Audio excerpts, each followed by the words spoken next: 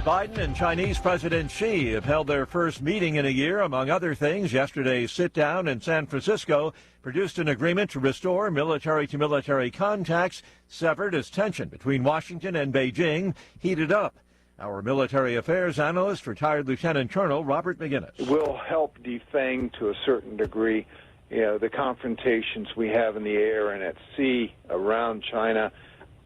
We'll have to wait and see if that does anything. The chairman of the House Select Committee on China says the president has been far too lenient in the Chinese Communist Party. Congressman Mike Gallagher says when confronted by China's aggression, the president has a habit of refraining from action. And we thereby give China an advantage. Gallagher telling the Salem Radio Network it's all been done in the hope China will begin to play nice and curb its ambitions. Despite decades of evidence and recent evidence that when we pull our punches, they get more aggressive. After all, Gallagher says there's still been no transparency from Beijing on things like the spy balloon incident, the origins of COVID, the list goes on and on. He speculates Biden may be reluctant to confront China for fear the turmoil likely to result could weaken his campaign for re-election.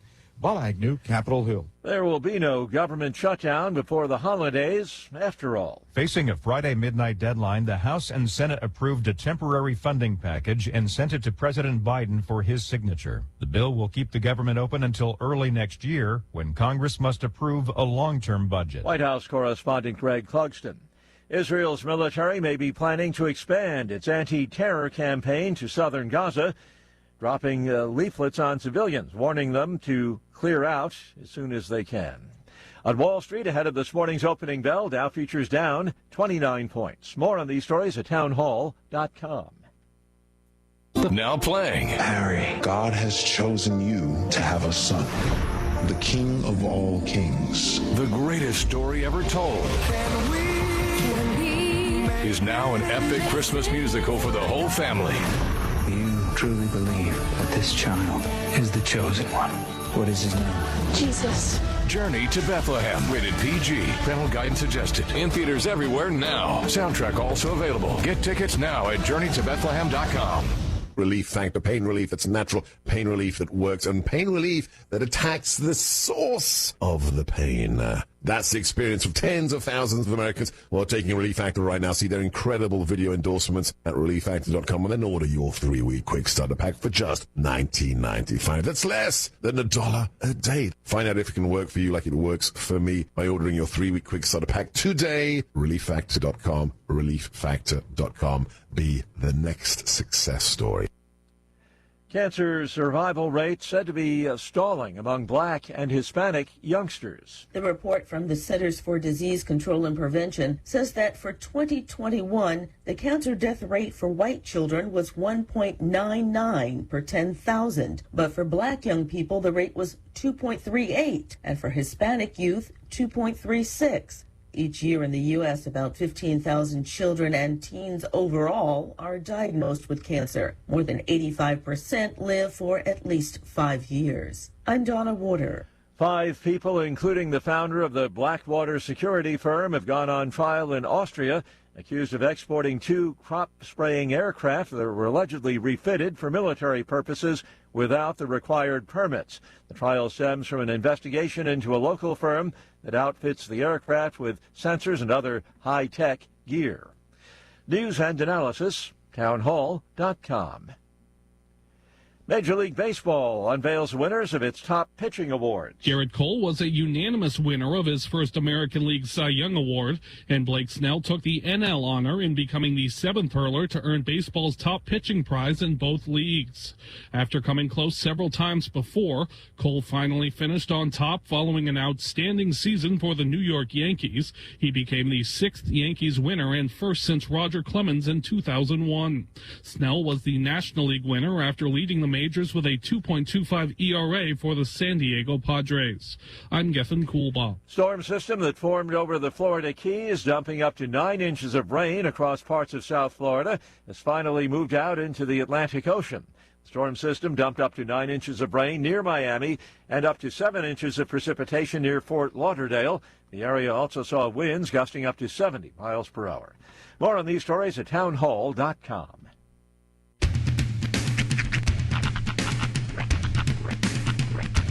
What in the wide, wide world of sports is going on here? I promise you, whatever scum did this, not one man in this force will rest for 1 minute until he's behind bars. Now let's grab a bite to eat. Yeah, come on. I feel the hot wind on my shoulder and the touch of a world that is older. I hit the switch and check the number. I leave it on and then I slumber. I hear the rhythm ringing through it. Flamenco guitar and cumbia music. I hear the talking of the DJ. The traveler said, what does he say? I'm on a Mexican radio. I'm on a Mexican world radio. Yeah! Broadcasting live from high atop the J.P. White Building in downtown Roswell, New Mexico. It's Mornings with Mike Winters on 106.5 Roswell's Talk FM. Is that what I sound like when I talk? Now, here's your host, Mike Winters.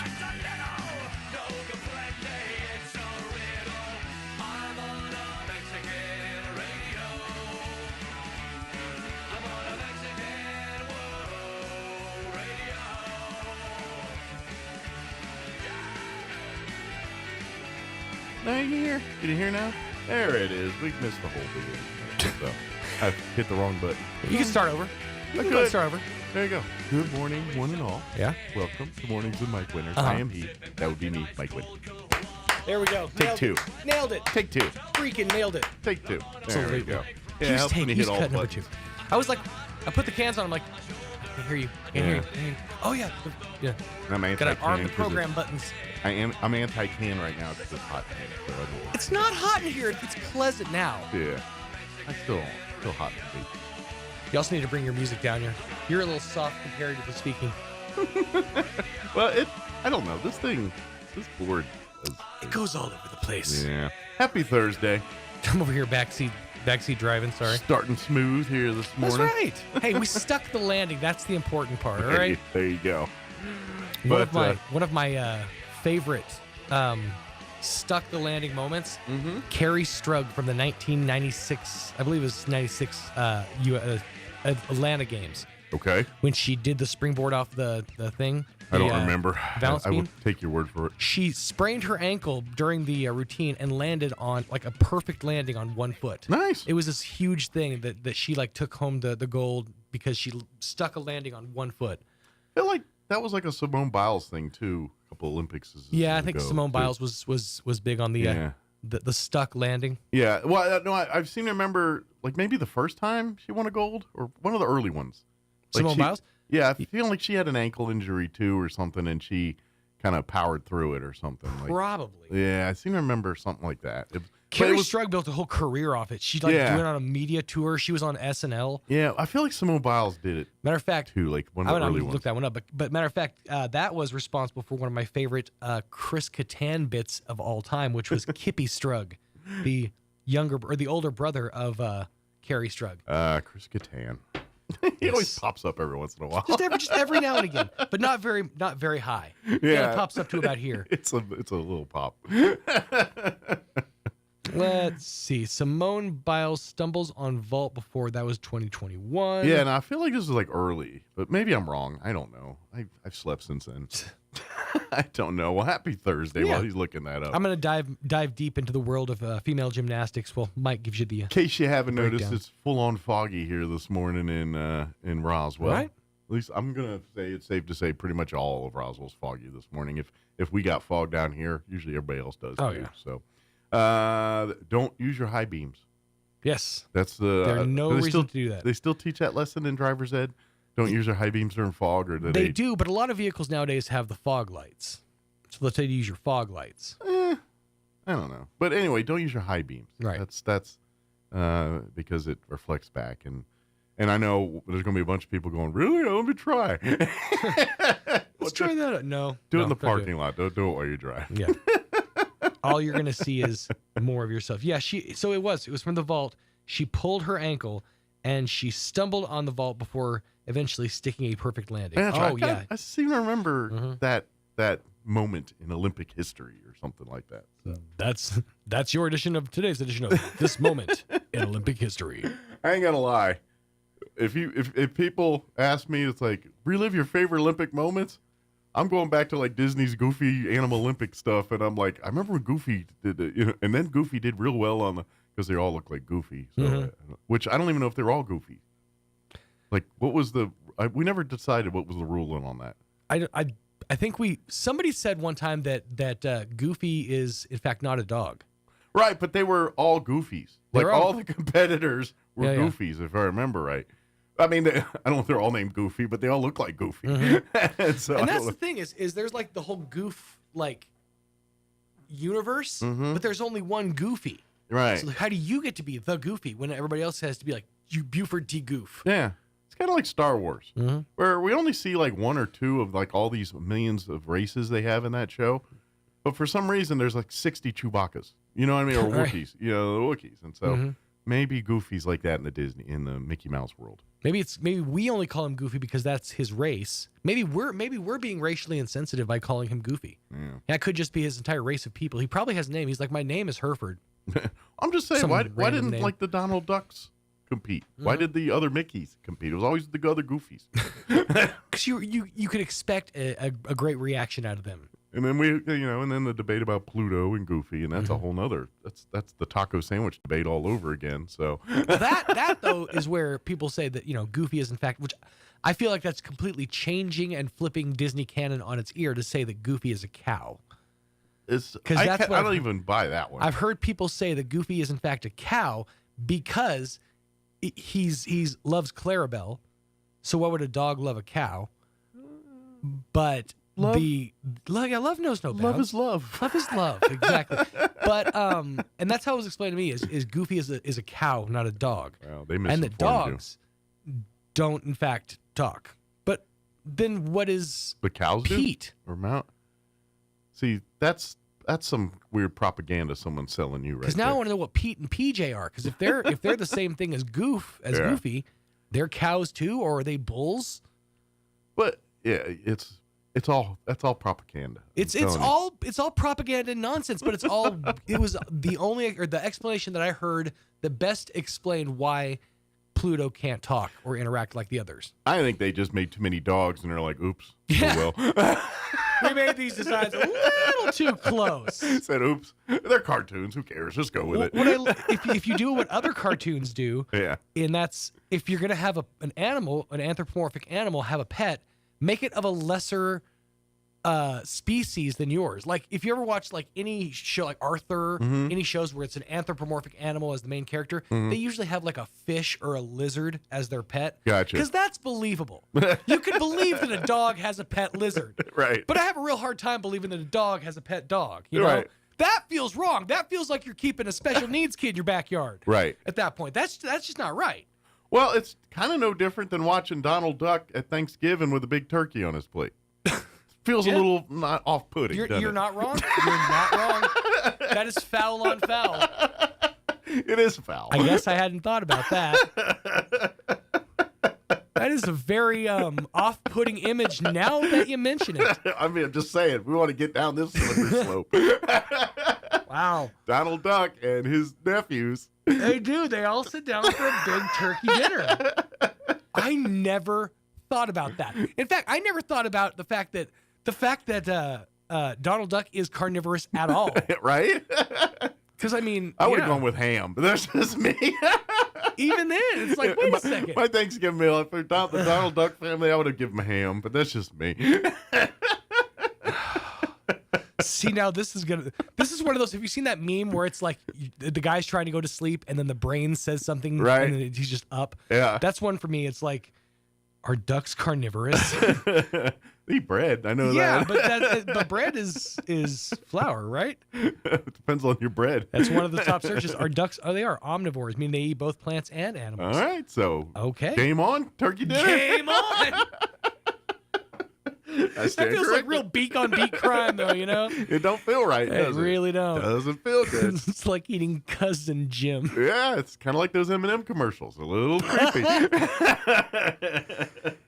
It does. Yeah, you know what? You're right. That's one thing that always did bug me. It's like You got Big Red and Big Yellow, and they're literally carrying a bowl of their tiny brethren to offer a sacrifice to Santa. I'm just saying.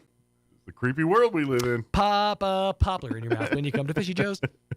Let me give you the rundown before we get down way into a rabbit hole and I don't get nothing going, because I will. We're going to replay an interview this hour. We had Brian Luck, superintendent for the Roswell Independent School District, join us yesterday, so we're going to play that interview for you, give an update on what's going on in the district. In the 8 o'clock hour, about 8:15, Juanita Jennings, Public Affairs Director for the City of Roswell, will join us, give us an update on what's happening in and around the city. And in the 9 o'clock hour, about 9:15, it is the third Thursday of the month. That means we'll have folks from the District Attorney's Office from the 5th Judicial District join us and tell us a little bit about what's going on in the DA's office. And we always have good conversations about, just how they do what they do back there. So we'll have that conversation around 9:15 this morning. Plus, we'll have all of your features that include the news of the local, national, variety, Wall Street business updates, that Cowboys report, and whatever else we can come up with for today's show. So I stumbled on this on Reddit. Yeah. This is on Reddit r/Christmas. Mm-hmm. This person says, I was watching Mickey's Once Upon a Christmas, and I couldn't help but notice these ducks, Donald and his nephews, excited to eat turkey. Anyone else feel weird watching this? Yeah, it's a bit It is very off-putting now that you mention it. Yeah. You just never put it together. Yeah. That's really messed up. It is, He's like, I went to college with that guy. Right? He tastes better fried than smoked. 7:16, here's your weather. I like them smoked. I'm meteorologist Steve Hamilton with your Pecos Valley weather. We're looking at low to mid-70s for the afternoon high. We will have some cloud cover with a storm system off to our west. Staying cloudy overnight and lows near 50, and then we should get a little bit more sunshine on Friday with afternoon highs going up to about 70. Lots of sun over the upcoming weekend. Saturday and Sunday both look sunny, and we're in the low 70s. I'm meteorologist Steve Hamilton, and that's your latest forecast. Thank you, Steve. Currently 47 degrees here in Roswell and foggy, in case you haven't noticed. Humidity is at 97%. Winds currently out of the northwest at 7 p.m. In fact, we are in a dense fog advisory. So when you see the fog, they advise you there is fog. Act accordingly until about 9 o'clock this morning. They say the fog could linger around till about 11 today, but partly cloudy for the day. We're expected to hit the mid-70s, 74. With southwest winds at around 5 miles per hour. Tonight, cloudy skies, overnight low of 49 degrees, southwest winds 5 to 10 miles per hour. For you Friday, partly cloudy, highs near 70 tomorrow, north winds right at around 5 to 15 miles per hour. Tomorrow night, mostly cloudy, overnight low of 43, and then a little cooler for the weekend. Mostly sunny, 67. Actually, I take that back. 67 on Saturday, back up into the 70s on Sunday. And then Monday, that's when the cold front comes in. We start getting a little cooler. We'll be upper 50s and breezy Monday. Tuesday, 57. For Thanksgiving Eve next week, 67. So a little bit cooler next week there, but maybe warming up by your Thanksgiving holiday. All right, it is 7:18. We're going to take a quick 2-minute break, 2.5-minute break, and then we're going to play our interview with Brian Luck, superintendent for the RESD. That's up next. Don't go away. On December 16th at 10 a.m., American Legion Post 61 in Roswell will be honoring our fallen veterans at Memory Lawn Memorial Cemetery for National Wreaths Across America Day. We invite you to join us in placement of the wreaths on the graves of our fallen heroes on that day. We also need your support by sponsoring a wreath that will be placed on a grave right here in Roswell. You can sponsor a wreath for as little as $17. To sponsor a wreath, volunteer, and to learn more about the great work of the Wreaths Across America organization, please visit roswelllegion.org today. If you're missing a tooth or several teeth, a dental implant may be the ultimate solution. Implants look and feel so much like real teeth that you probably forget you have an implant. Maupin and Brown Dentistry is one of New Mexico's most experienced implant providers, with literally thousands of implant patients who are absolutely delighted with the results. Call Maupin and Brown today for an evaluation. You'll be surprised how affordable implants can be. Maupin and Brown, your choice for experienced, state-of-the-art dentistry. From morning runs to playing with grandkids, taking part in activities brings great joy to our lives, but it can also come with injuries. And for those in physically demanding jobs, the daily grind can wear on muscles, bones, and joints and lead to acute and long-term disorders. If you're suffering from an orthopedic injury, let our Artesia General Hospital specialists help. The sooner you address the root cause, the sooner you'll be back to living life in motion. Learn more at artesiageneral.com/orthopedics. If you are like our preacher, there are times in your life when you just feel down or depressed. You may feel empty and like something is missing in your life. You are longing for something more, something better. The writer of Psalm 42 felt this way. He realized what he was longing for was God, but he didn't feel like God was hearing him. The writer says, "As a deer pants for flowing streams, so pants my soul for you, O God. My soul thirsts for God, for the living God." He continues by asking, "Where is my God?" It's okay to feel this way. At times, we all struggle with being lost and alone. The writer goes on to say he goes to the house of the Lord, spending time with God's people and praising God. He then says that he prays and remembers that God is his rock. He ends the psalm by saying he keeps his hope in God. Be with God's people, sing praises, pray. Remember that God is always there and is strong to handle our questions and doubts, even when we don't feel it. At Country Club Road, we are here when you feel alone. Let us support you when you are struggling. We are here for you. Join us at the Country Club Road Church of Christ for worship at 10 a.m. on Sunday, located on the corner of Country Club and Washington in Roswell.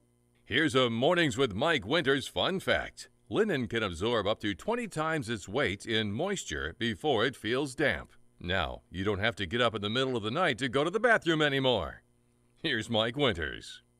And it is 21 minutes after 9 o'clock, and joining us in studio this morning, Superintendent for the Roswell Independent School District, Brian Luck, back with us. Good morning. Good morning, sir. How's life at the schools this morning? You know what? Never a dull moment. Always. Well, when you got thousands of people on a given day kind of going through the motions and everything, you know, once in a while there's going to be an episode or two that need to take care of business. I call it job security. But things are, you know, that's the thing is, I'm just happy that we're just doing school. We're just, you know, after going, I mean, I know, granted, we're out of COVID for a while now, but I'm sorry. The fact that we're just talking about school stuff and we got playoffs and everything, and we don't have to worry about, well, masks and separations and who this, where, and can you go, but you got to go on the third Wednesday of the, you know, what all that nonsense. Yes, sir. All of that's done, and we're just doing school. So to me, it's all victories. It is. It is. And I think it's interesting because every now and then you just kind of remind yourself, and it might make some of the struggles that you're going through now a little better. Absolutely. A little easier. I mean, still fun to go through. Love Absolutely. it. Love it. Yeah. But now we're getting, you know, now it's getting, of course, this time of year, people got Thanksgiving on the brain. You know, it is playoff and championship season here right now for volleyball and football and the fall sports here. By the way, while we're talking sports real quick, Goddard volleyball team, they are going to the state playoffs here. We will have the games on audio or audio only online. Okay. For volleyball. Kelly McDonald is going up, and he'll cover the games Thursday for Goddard. Okay. Coach Deck, Chris Deck, is going to go up Friday. Good. And so he'll join Kelly. And if they need to keep going into Friday and Saturday, Chris is going to call those games. Kelly is Friday night or Saturday morning or whenever he does his thing is going to leave Albuquerque and head to Deming to call the Roswell on the way. game. Yeah, it's on the way back home. It is. It's on the way. It's on the way. You know, if you were in the Western Hemisphere. And so he's going to call the Roswell game, which unfortunately we cannot bring you video of. We'll have audio only here on 106.5, audio only on ksvptv.com. So if you go to watch the video, you can still go there to hear the game, but it'll be just a static shot with the audio from that. Well, and I tell you where that works really, really well is if you happen to be, if you're traveling and you're on the road or anything like that and you can't get 106.5. Yeah. So you grab that phone and get over onto the, get online and get your KSVP and you can hear that anywhere. It's a handy little app. It's extremely handy because my plan is to hopefully still be in Albuquerque doing volleyball. Very good. And then Saturday, if there's volleyball games Saturday, we will put those on the radio. Oh, cool. Except for if there's that 2 o'clock game. If they have to play at 2. Understood. Because we have a football game that'll be on the radio at that. But we will have it on the internet. So But if it's the early games on Saturday or the championship game Saturday for Goddard here, and I don't want jinx and assuming they get there and all that, but we will have those for you on the radio and audio only. Well, and I'll tell you what, since you brought that up, I'll take again, and we hopefully do this all the time, just to thank KSVP and Gene as far as being able to showcase our kids, put them out, get it where people can watch them, they can listen to them. Grandparents, parents that are traveling, different things. I mean, I've had people tell me multiple times that I was in East Coast and I missed my son's this or my daughter's that, and that's my favorite part of doing all this. Yeah, it's like if you're here local, you should be at the Wool Bowl. Yes, Friday sir. night. You should be there. Wearing your blue, wearing your red, rooting on your team. That's where you need to be. But I get it. Family or work schedule, life happens and not there. And so when you have the grandparents or Roswell and Goddard alum that have now gone on to other aspects of their lives and they're living in other parts of the world, and our Artesia broadcast, our Roswell and Goddard broadcast, every time there's folks, hey, I'm enjoying the game from North Carolina, or I'm enjoying the game from England or something like that. Well, and we've seen the Institute. You guys do games at the Institute, or you've done Veterans Assemblies. And they really have a world footprint. Oh, yes, or parades or different things. And like I said, I know he gets thanked, but I don't think he could ever get thanked enough. And well, Gene literally, if it wasn't for Gene Dow, Gene is that guy that he has hobbies. He's into model railroading and things. Now he's picked that up, but he lives, breathes, and he sleeps radio. If he has nothing to do, he's worrying about radio or doing something with. This is his passion, right. and I love radio and I do, but I at some point I like to go home and live my other life, and family and things. It's all one thing with him. He just loves the radio that much and grew up in. His dad was a radio guy, and so it's what he knows. Well, and I don't know what this has to do with schools, but I want to say thank you to Chris White, Chris Deck, Kelly McDonald, Art Sandoval. And the reason I want to thank them is I have listened to a lot of radio broadcasts of high school sporting events. And the thing that I like, and I think this is probably, under Gene's tutelage, is, they're very complimentary of all kids. They're not going to, you can definitely tell that they are the cheering and the hometown announcers. But at the end of the day, when they see a play that's a good play, they'll acknowledge that, and I really, as a parent, I mean that means a lot to me because. Well, I'm glad you say that because we, as the radio side, we get that too, and I agree that not every radio broadcast and every station and everything there are always like that. And sure, we want our coaches, our announcers, because most of them are coaches when they're not announcing. Right. Yes, they're all educators, and we want them to cheer for Roswell and cheer for Goddard and give you that, but at the same time. They understand it. These are kids. These are high school kids. It does not matter that they are for a rival team that you're like, I can't stand Team X. These are high school kids. This is a learning environment. It still is that. And so we're dealing with 16, 17-year-old, young men here and women and on the other sports and things. And so they get that and they understand that. It's like, granted, Roswell, Goddard, they're bitter rivals. But you know what? Most of them are friends. They're buddies. Oh, yeah. They probably hang out in the same neighborhoods together. They were on the same youth soccer teams or the Roswell Youth Football Leagues, things like that. They're all there. And so we all get that. And everybody's family and all that. And sure, we get it. And the other side is referees. We were very stringent to say, look, we get it, referees, but we don't. These are mostly volunteers. Yes, they get paid, kind of. Right. I mean, but they're really volunteers, and they're people doing it, and they're already a thankless job because they got the audience and parents and everybody ready to rip their heads off. Last thing we need to do is have it on perpetuity on a video that look at this clown's call here. You know what I mean? Yeah. That's not how we tried to do that. So. No, and I think as far as our town, and knock on wood, we have really pushed the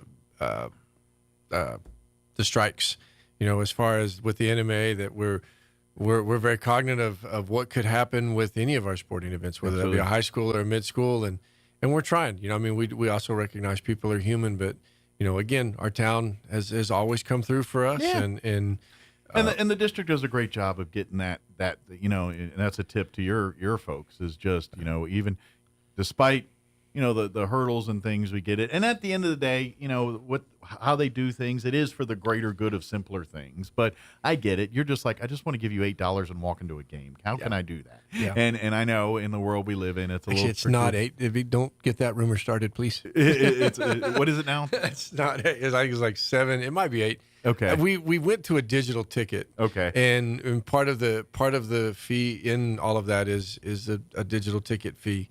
But I know even that has been a really nice transition for us, and we get a chance to track our sales. But we also do a old fashioned, paper ticket and activity ticket. So Britt Cooper, Mika Trujillo have done such a great job, and we take it personal. I mean, whether it is 7th grade, whatever, or varsity level state competition, they all mean the same to us. Absolutely. And we just want to make sure that we have a safe, clean environment for our kids to play in. Absolutely. and with officials, and that they get a chance to compete, because that's the most important thing. Is they've practiced, and to let them get their chance to shine. Absolutely. And all I can say is keep supporting the community. Come out to these events. We obviously during COVID, we tried to pick up some of the middle school games to put on there, so because people couldn't go to the games, and so we don't have the resources to do that all the time. But I do remind you, you need to get out there and support these kids when the middle schools and the junior JV teams and they're playing Saturday afternoon out at wherever, whether it's De Brenham or out at Cielo Grande or wherever whatever sport they're playing or whatever it is, support that stuff. Get on out there and root them on, because it's pretty fun to watching these kids play their sports and do their thing. That's right. And but B, it really does. It does make these kids better. It gives them better tools to when they are adults, they're able to handle.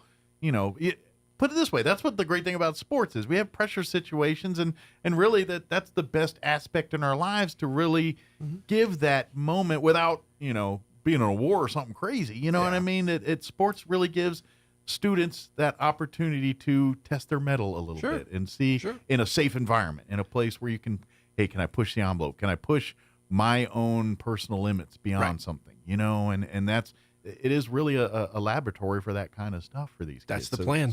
So support it and cheer them on. And when they fall and get hurt, you pick them up and dust them off, and you support them so they can go do it again and get it right the next time. Absolutely. That's what you do. You bet. I don't know how we got there, but what started with tickets and I'm good with that. Again, it is that time of year. It's that time of year. Everyone's got sports on the brain.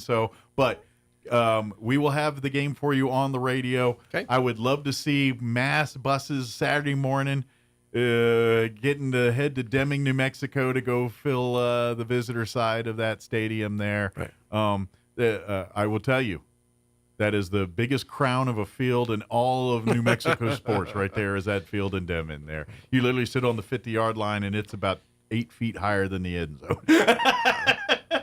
Well, maybe we'll see the 50-yard line as we're going by it. That's right. Hopefully not spend a lot of time there. On our way to the end zone, and hopefully we can only see it about, I don't know, however many times it takes us to get to 50. So. But it's kind of a classy old school stadium that I really like. I've never been to the football field. I've been there a couple times, and it's one of the few grass fields still in the state. Most teams play on a turf of some kind now, and it's literally the neighborhood stadium right there. It's obviously a little smaller than our Wool Bowl and things, but it's got the grass, it's got the press box. It feels like a Friday night, and it's got a good vibe to it. Sounds like a cool environment for us to go get a win. Yeah, absolutely. Granted, it'll be a Saturday afternoon, but get on out there and support them. So, well, hey, segue. Yes, let's change gears. Supportive. I just want to thank the voters of Chaves County.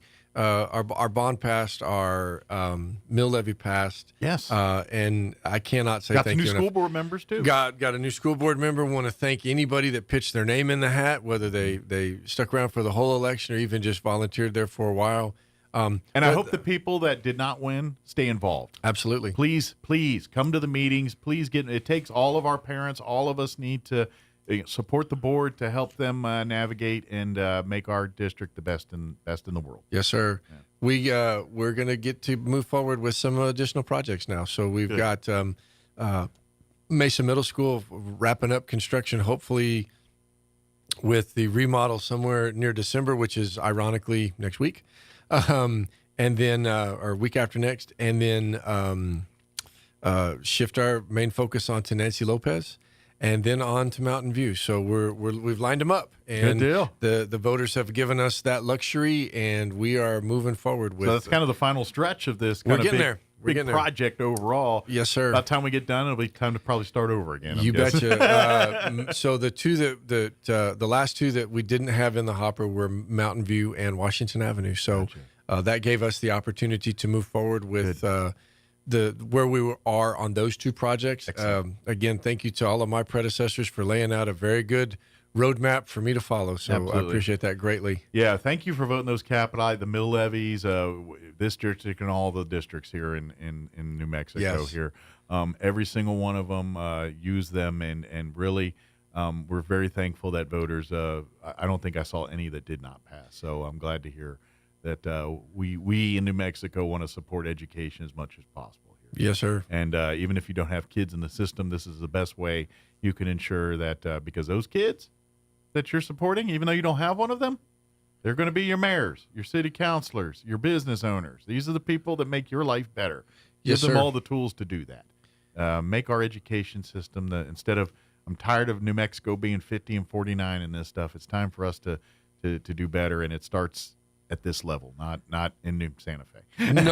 No, and I think as far as a town, I think we've acknowledged that if we're going to do this, it's up to us. Absolutely, it's up to us. Now, I won't. I would be remiss. I'm also not willing to go to the taxpayers and ask for what I'm going to be able to get from Santa Fe. Sure. So, I mean, I think we would be reckless if we didn't take advantage Absolutely. of the opportunity that provides. But I think because they're just going to waste it somewhere else. We might as well get it some good stuff. If you know. I didn't say that. I did, but it was me. But I do know that we're very happy that passed, and kind of gives us an opportunity to take a deep breath and continue moving forward. Absolutely. So thank you very much. Absolutely, for that. This is a good thing, and please continue to support when you see these bonds and things, which you will see in future elections here. We will. And had our Veterans Day celebrations last week. Yeah. Had a big party at Goddard. Had another one the very next day, Friday at Roswell High. Middle schools were doing Oh, my stuff. goodness. I saw Mountain View. I actually got to go to a veterans walkthrough at Washington Avenue where they had people bring in different items, lots of clothing, lots of photos. I had an individual ask, and nicely they were just like, well, why don't you take off Veterans Day? Why don't the kids get that as a holiday? And my comment was, I said, you know what? I said, if we take it as a holiday, they're home. Yeah. And I don't know what they're doing. I said, but if we go to school that day and we really focus on the service aspect of what veterans have done for us, and we let the schools do their different individual events, I said, I really think we get more bang for the buck on that And one. to be honest, that feels more in the spirit of what this day is about, what Veterans Day is about. It's not designed as to be a day for day off. Right. You know what I mean? It's a design to remember and honor our veterans, and we also use it as a tool to educate the younger generations the importance and value of the veteran, and because let's face it, the generation that we're trying to educate on it, they're going to have to do the same thing that some of these veterans have done, and if they're not there to do it and inspired to do it, where is this country left with us? So that's why Veterans Day is so important. It is. I've not been to one yet, and even the time that I was at Goddard, that you didn't have a service member that was their first time to be at one of those, and some of them have been carrying around emotions and I don't want to say the word baggage, but baggage. Yeah. And it's such a neat experience to let kids that were not even thoughts when these people were going through some of the things that they were going through help our veterans kind of wrap up that. And it also reminds us that veterans are the same as you. They grew up in the same neighborhoods and towns you did, enjoying and watching and liking the same things you did, and they made a decision to say, I want to preserve this for my kids' kids. That's right. To have that, and that's so thank you to the schools for Goddard, Roswell High, the middle schools. I love that they go over the top with these things and turn it into a rock concert. That's the way it should be. Yep. We are veterans, and I would feel this even if I wasn't a veteran, because I just grew up in that background in my life and my family, and I understand, and I've seen me personally, I've seen what happens when you don't have the freedoms and luxuries that we have in this country. I've seen how people live that don't have that. Right. And quite frankly, I want what we have. Absolutely. Yes. Absolutely. So anyway, moving on from that, but thank you to our veterans that came out. Thank you to our teachers and staff and administrators that put these elaborate events together. It is of your efforts. So thankful. So, hey, we had a board meeting. Yeah, by the way. Why I'm here. No, we had a board meeting the other night, Monday night. Again, we're doing our meeting second Monday of the month. That's messed us up a couple of times, but just a really good meeting. So November meeting, lots of kind of tying up some loose ends, getting ready to go into the new calendar year. I mean, it's not a fiscal year for us. Sure. You'll be worrying about that here in that's coming first of next year here. A 30-day legislative session, and then we're off and running. It's game on. It's about February. It's going to get hot and heavy with that one. You bet. So had some recognitions. One that was really, really cool was the defensive coordinator for Roswell High, Mr. Art Bolaños, and he is the recipient of the 2023 Frank Broyles Award.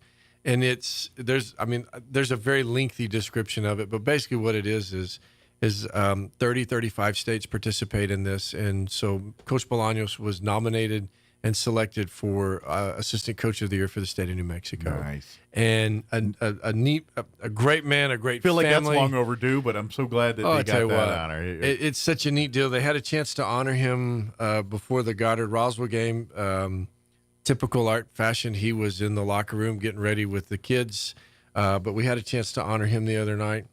That's how most people like that are. They're busy doing what they do to get the award in the first place. Yes, sir. Had just some regular updates for us. We went through some data a little bit, talked about some of the surveys that we've been having to do, and the board actually came back later with a letter to the public education department that basically said, slow down on some of this and utilize the board as the controlling entity of the school district instead of just peppering the districts with different things. So Sure. I appreciate our school board for reaching out to Dr. Romero at the public education department and saying, hey, our job is we're 5 duly elected people, and let us run our bill. Absolutely. Let us run our district. Well, and it's all about perspective and things. There's a reason why certain entities have certain responsibilities. It's because they're in a position to address and deal with those things. And let's face it, our board is probably better equipped and better advised to handle these things than someone from the public education office on that,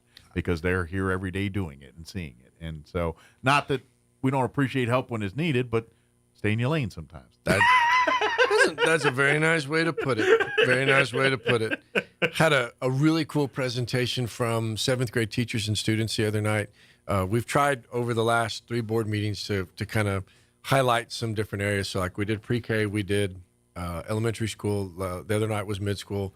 Probably going to wrap that up in December with a high school overview. And it's just a kind of a collage of what you can expect or what a day's like or what a curriculum looks like in under 10 minutes. So the kids that came did a really good job. The teachers showed up. Like I said, it's really nice, that we were talking about it. And I made the comment, I said, these teachers aren't stressed because all you're asking them to do is just come in and say what they do. Mm-hmm. And, they're more than willing, more than welcome, they're ready to do that at any moment. And the fact that they just, it's like old news. They just roll it out and it's ready to go. And they did a great job with that. Had a neat chance to kind of get to talk to some kids and listen to them a little bit. So did that. That finished up our recognitions and our informational items. Had a opportunity to go through some action items. One of them was that had about 3 different things in there was the biliteracy seal. Okay. So you may or may not know that if you and you, it can't be that you just speak 2 languages. So to get the biliteracy seal for your diploma, you have to be proficient. Gotcha. Which means you have to check all the boxes and do all the work. And it's not just Spanish. I mean, there's German, there's any other more language. than 2 languages on the planet. That's right. You can do that. And so as a board, that's been one of our goals. I don't think Klingon qualifies for some of you folks, though. That is not an acceptable language. Klingon is not one of them. That would be hard to recruit for. I bet that we got some people that can speak it though. Probably. And then as we allegedly, of course, who's going to check? As we get closer to Thanksgiving, they're probably more prevalent. Yeah, I'm fluent in Pig Latin. Does that count? No, I'll send recruitment over for you. Okay, get me. Oh, never mind. I can't do that right. Never mind. Oh, Mike. But we have really pushed that. And as far as last year, I know we want to up our numbers with that. And our rationale for that is so many of our students are blessed with the ability from a very young age to speak 2 languages. Mm-hmm. And what we want to do is capitalize on that and then really show them that they can take that into their college years and parlay that into, benefits in their employment. Well, you know how many high-paying jobs there are for interpreters and people that can be the communicator in the room for folks. Those folks all make great livings, whether they're in New York City or in Roswell, New Mexico, they're making good money. Well, it's a hidden gem. Yeah, I'll say that. And so, as a board, they wrote a resolution that basically proclaimed that this is something that they're really going to work for. Yeah, we have a couple board policies. Folks, if you're blessed with that ability to have 2 languages and stuff, embrace that, enhance it, grow it, and it will serve you well the rest of your life. You bet. Yeah. Then did a couple other action items. Had we've had some public comment on. Back to our 5-point grading scale. We took that back to a policy committee. Policy committee did a little bit of work. They brought back a recommendation to leave the policy as it is. The board was a 2-2 vote as to whether they accept the policy committee's recommendation or not. So it is staying like it is for right now. Gotcha. And then, like I said, just conducted regular business with the board. Had some cool donations. East Grand Plains has a book fundraiser that they're working on that they needed to bring before the board.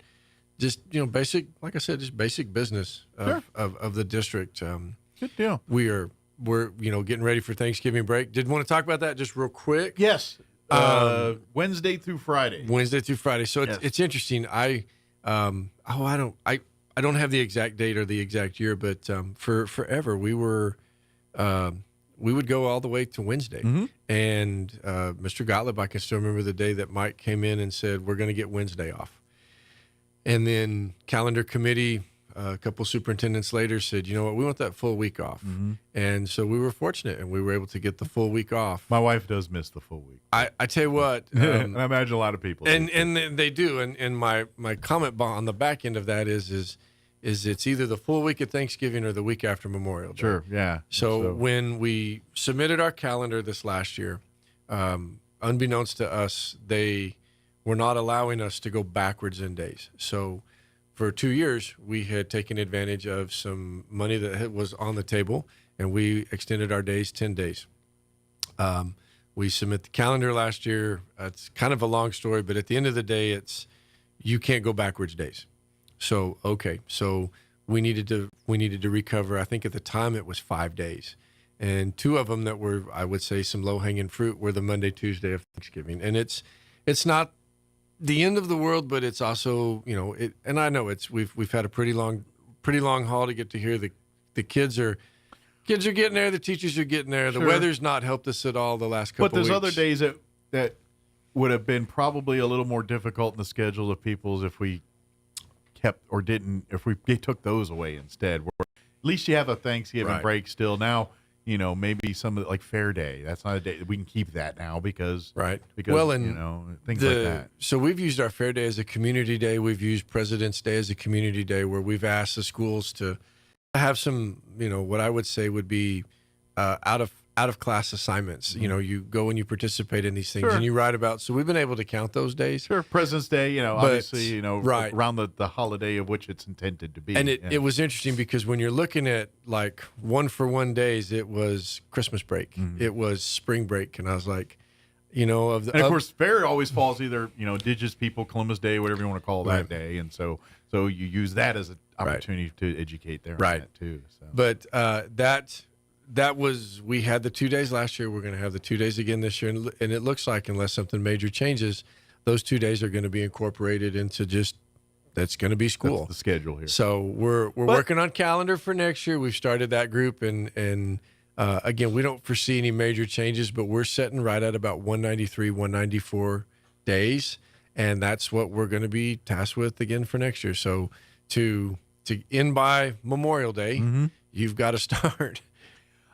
When you do. While we're talking days real quick, I know like Albuquerque and them have ended like snow days and all that stuff. Is that something that we've talked about here, or is that we can? Okay, I didn't know if that's something that considering or and the logic behind it is, you know, they have the Chromebooks and things. They don't need to, you know, they can do their work at home that day.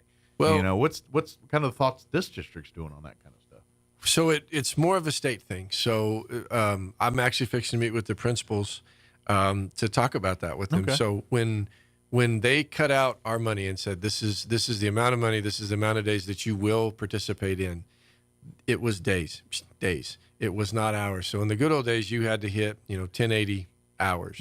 And we were always over. So anytime we would have a snow event or any type of anything else that caused school to be canceled, we still had enough hours to kind of banked up some. We had enough hours to fulfill our requirements. So kind of like your sick leave for exactly employees and things. So the legislative decision last year was basically that's the days.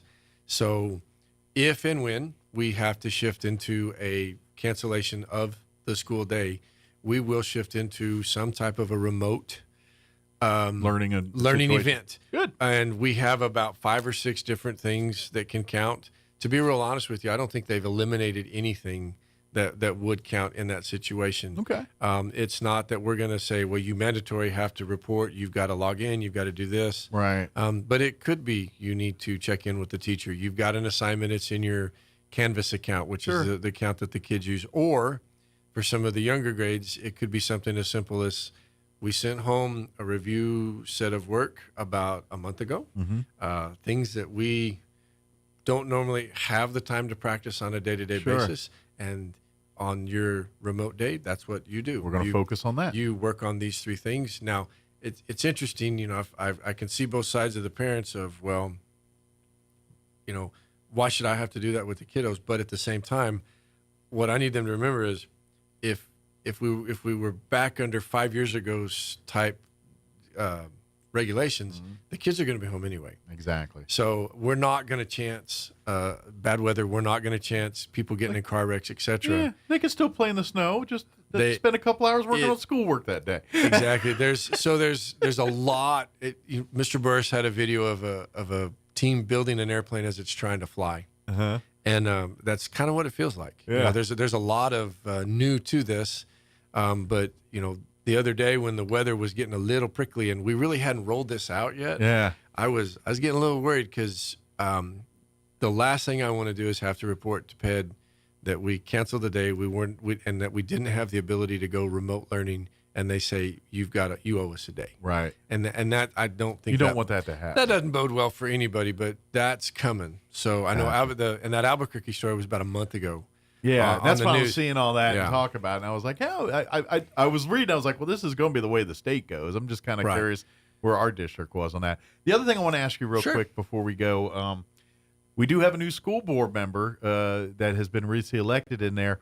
Because for folks that don't know, once you're elected, you got to go to school to learn to be a school board member. When's that process for this new member? That is in December. Okay, and we'll be reaching out to our new member and get him there, and then we'll get him on board January. Yeah, good deal, and be up and running. And, so for right now, they're probably spinning their wheels a little bit at the meeting because obviously they're smart and can figure out what's going on. But as far as what board members can do, policy things like that, this is the kind of stuff they're going to learn in their training. Yes, sir. It's. You run for office and you think, I'm going to change the world. And then they say, well, these are the things you can change. These are the things you're going to take a little bit more work to change on. And they have to learn that. Tell you what, we're pretty blessed here. We've got a real and have always seemed to have had a very solid core. So even as you transition from this board member to that board member, as a whole, the entity seems to still maintain a very positive level. Yeah. The trainings are really neat. They do those up in Albuquerque. They bring all of the new board members from the state up there, and they put a bunch of legal people in front of them, and they walk through. They go over all those things. Yeah. And it's again, thank you to anybody that would be willing to do that. Yeah, because it's a lot of work to be a school board member. It is. And we have some great people. We've had some people that just now stepped down, and to move on to the next thing. We're very thankful for their service and what they've done. Especially some of these folks, they were there for the COVID. They saw the worst, probably the worst scenarios that you could ever see as far as as a member of the board here. Right. They were faced with those challenges. So we are so thankful for their service and the people that continue to serve. So we wish our new board member. Hopefully it doesn't scare you too much when you get up there learning all this stuff. It's interesting because everybody up there's in the same boat. Yeah. So when they're going through their training, it's pretty neat to watch. Yeah. Well, good deal. Did we get it all, Brian? I think so. Got Thanksgiving break, got Christmas coming up, the early release on the 22nd. This is the year that we have the majority of our break at the back end. Gotcha. Versus the front end. I was not real popular for that. It's 6 one, half dozen of the other. I love the time afterwards. Yeah. But it does make it a little difficult for families that are trying to get. But again, I think people will still go ahead and make their plans, and then we'll be back at it in January. Absolutely. And semester 2, and we'll be talking about graduation for it. So I know. I gotta be honest. I feel like it's too early to be talking about Christmas break and Thanksgiving and all that stuff. But I'm like, didn't we just start school like a week ago? Wasn't it summer last week? Temperature-wise, it might have been, and then I think that's the other part to the last couple of weeks. It's been a little wonky, and it's part of it. Kids and temperature. Absolutely. Well, yeah. Oh, my wife tells me it's rainy. She goes, "They're gonna be crazy today." It's like my wife's a human barometer now when it comes to the kids' mindset and when the weather impacts every time. My mother would always come home and say, "I don't know what's coming, but whatever it is, it must be bad," because the kids were a little off today. Kids and pets, they know the weather more than we do. So, as always, thank you, Brian. You bet. We'll see you next time. Now your Pecos Valley News Update. I'm Jared Sorello. Roswell police are again reminding all of us to take some precautions as the holiday shopping season kicks off. Thanksgiving weekend marks the first big shopping days of the season. That also unfortunately means there are thieves out there doing their own shopping of sorts, looking for the easiest targets from whom to steal items, information, or even identities. You can check out the Roswell Police Facebook page for a list of tips to help keep yourself and your valuable items safe from thieves. Artesia and Las Cruces football teams are advancing to the state finals. Artesia will take on Farmington Piedra Vista at Artesia. 1 o'clock p.m. Saturday kickoff. Last week, Artesia defeated Los Alamos 57-14. Piedra Vista downed Albuquerque Valley 30-6. Also, Las Cruces they beat out crosstown rival Centennial 38-34, so they earn the right to play La Cueva this weekend. That game is Friday at 7 at Wilson Stadium. You're up to date. I'm Jared Sorello. I'm meteorologist Steve Hamilton with your Pecos Valley weather. We're looking at low to mid 70s for the afternoon high. We will have some cloud cover with a storm system off to our west. Staying cloudy overnight and lows near 50, and then we should get a little bit more sunshine on Friday with afternoon highs going up to about 70. Lots of sun over the upcoming weekend. Saturday and Sunday both look sunny, and we're in the low 70s. I'm meteorologist Steve Hamilton, and that's your latest forecast. It's time for the Chavez County Sports Report. State volleyball begins today in the Rio Rancho Bernalillo area, and you've got the Goddard Rock at second seed in Class 4A awaiting the winner of Portales and Gallup. Goddard will play this afternoon at 4 o'clock. And in Class 2A, Hagerman will be taking on Rehoboth. Hagerman, the 5th seed, Rehoboth, the 12th seed. Gateway Christian, 4th seed in Class 1A, will be playing at 2 o'clock this afternoon against the winner of Springer and Alamo Navajo. Hey, congratulations to some soccer all-stars who will be playing this Saturday in Albuquerque. It's Goddard's Hector Arriada, Owen Gregory, and Lexi Pinon on the girls' side, and Oscar Varela for the boys, all selected, as are Humberto Valdez and David Portugal from the state champion NMMI Colts. The Sports Report brought to you by DSI. Call DSI for all your office technology needs. I'm Eric Butler at Roswell's Talk FM 106.5. 5. Are you ready to make a real difference in your community? Introducing the New Mexico Army National Guard. Serve your community with pride and become a part-time hero. Join our dedicated team and enjoy the adventure of a lifetime. Get full-time benefits without sacrificing your current career or education. When disaster strikes and your community needs assistance, you'll be there to lend a helping hand. So don't miss out on the opportunity to receive education, adventure, and financial stability, all while serving your country. Get started by calling 1-800-GO-GUARD. Your home for Armed American Radio is 106.5 FM, KEND Roswell. This hour from townhall.com. Amrit Thomason.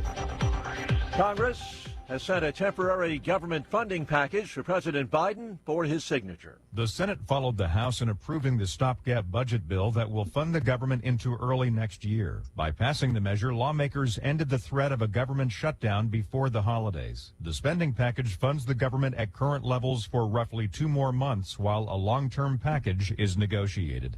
Greg Clugston, Washington. A half-dozen Capitol police officers injured during an anti-Israel protest on Capitol Hill yesterday. Tear gas in the air. About 150 demonstrators targeted Democratic National Committee headquarters, and there was at least one arrest. Israel's military finds itself in a tough spot, according to White House National Security Advisor John Kirby. He notes the Hamas and Islamic Jihad practice of running terrorist campaigns out of hospitals in the Gaza Strip. It is a violation of the law of war. Now, I know they're a terrorist organization, but nonetheless, it's a violation of the law of war to headquarter yourself in a hospital and to put innocent people at greater risk. And that is what Hamas has consistently done. I mean, it's a deliberate decision on their own part. At a meeting in San Francisco with his Chinese counterpart, President Biden has told Xi Jinping it's important to keep the lines of communication wide open. I value our conversation because I think it's paramount that you and I understand each other clearly, leader to leader, with no misconceptions or miscommunication. The two leaders met for about 4 hours on the sidelines of the Asia-Pacific Economic Cooperation Conference. Among other things, Xi agreed to crack down on Chinese firms that manufacture the ingredients used to produce deadly fentanyl. On Wall Street this morning, stocks in negative territory so far. The Dow is off a fraction. More on these stories at townhall.com.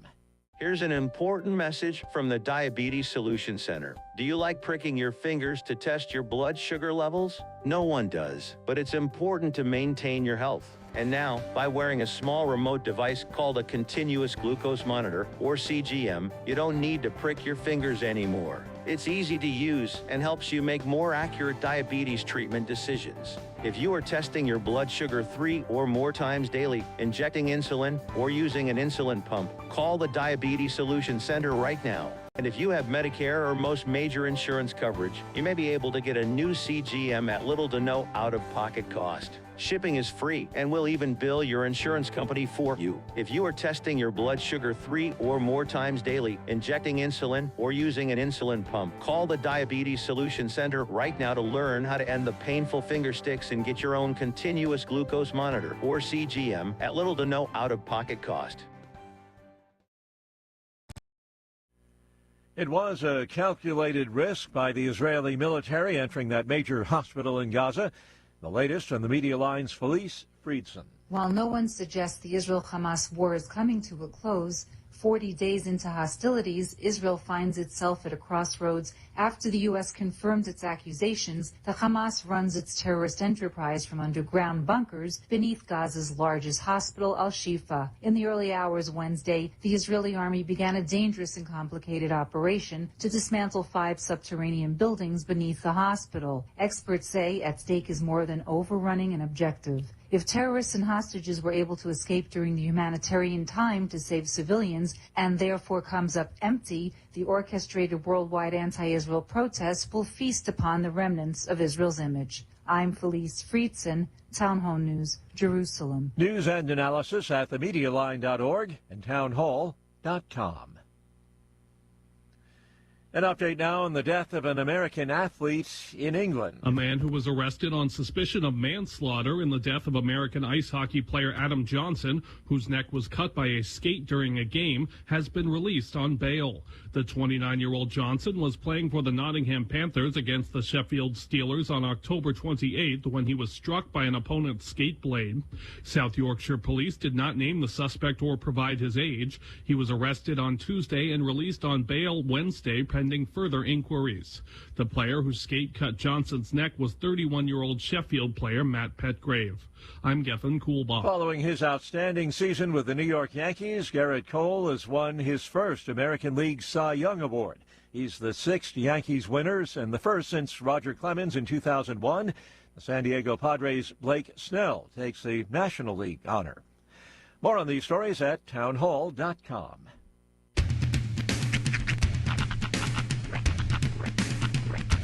What in the wide, wide world of sports is going on here? I promise you, whatever scum did this, not one man on this force will rest for 1 minute until he's behind bars. Now let's grab a bite to eat. Yeah, come on. I feel the hot wind on my shoulder and the touch of a world that is older. I hit the switch and check the number. I leave it on and then I slumber. I hear the rhythm ringing through it. Flamenco guitar and cumbia music. I hear the talking of the DJ. The travel witch and what does he say? I'm on a Mexican radio. I'm on a Mexican radio. Broadcasting live from high atop the J.P. White Building in downtown Roswell, New Mexico. It's Mornings with Mike Winters on 106.5 Roswell's Talk FM. Is that what I sound like when I talk? Now, here's your host, Mike Winters. And good morning. It is 6 minutes after 8 o'clock. Welcome to hour number 2. The deuce of Mornings with Mike Winters right here on 106.5 Roswell's Talk FM. Happy Thursday, everybody. Mm-hmm. Foggy Thursday morning. Indeed. Matter of factly, I know it doesn't really impact people in this audience, but Carlsbad School was on a 2-hour delay this morning because of dense fog. I'm guessing they got more fog than we do. Yeah, probably a little bit more. This is manageable. Yeah, because ours is a closing school. And to be honest, I've never heard of school closing. I've never fog. heard of fog that was thick enough. It was kind of a first for me. In fairness, when I was driving out of town this last weekend, the fog then was so thick it was actually causing like a bit of a problem. Like I was a little worried. You know? Right. Maybe we shouldn't be driving through this. So I understand. Yeah. Especially if you know a lot of Carlsbad traffic, can't see, but maybe like a foot or two in front of you. And then you got to think about a month ago, and I think I even mentioned it on this show. There was in New Orleans, Louisiana, or outside of New Orleans, there was a 168 car pileup. Yeah. Because of what they called a super fog, which was already thick fog, but it was mixed with smoke from bog fires. Ah, so it's smog.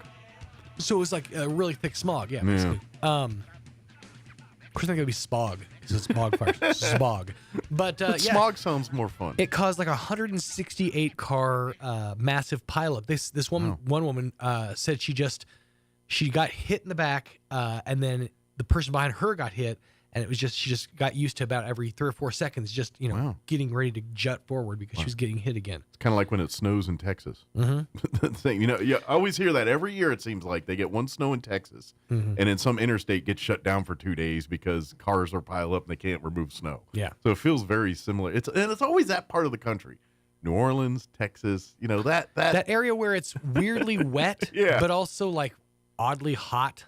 Like I got now. I've never visited that part of the country, Louisiana, Alabama. I'd like to go. I've never been, but for the life of me, in my history of living on this earth, doesn't seem like the best place to live for weather. Yeah, just with the hurricanes and everything that they get there. I'm like, why do you want to live there? I understand. It's like, well, my dad's dad settled here. Well, he wasn't a smart man. You should move. I don't. I'm sure it's lovely. The people are lovely. The place is lovely, but I don't know. I've never been there. You don't understand. I've been on this earth 50 years. I'm like, every year there's something going on there. For 2.5 weeks every year, this is the perfect place to live. I get it.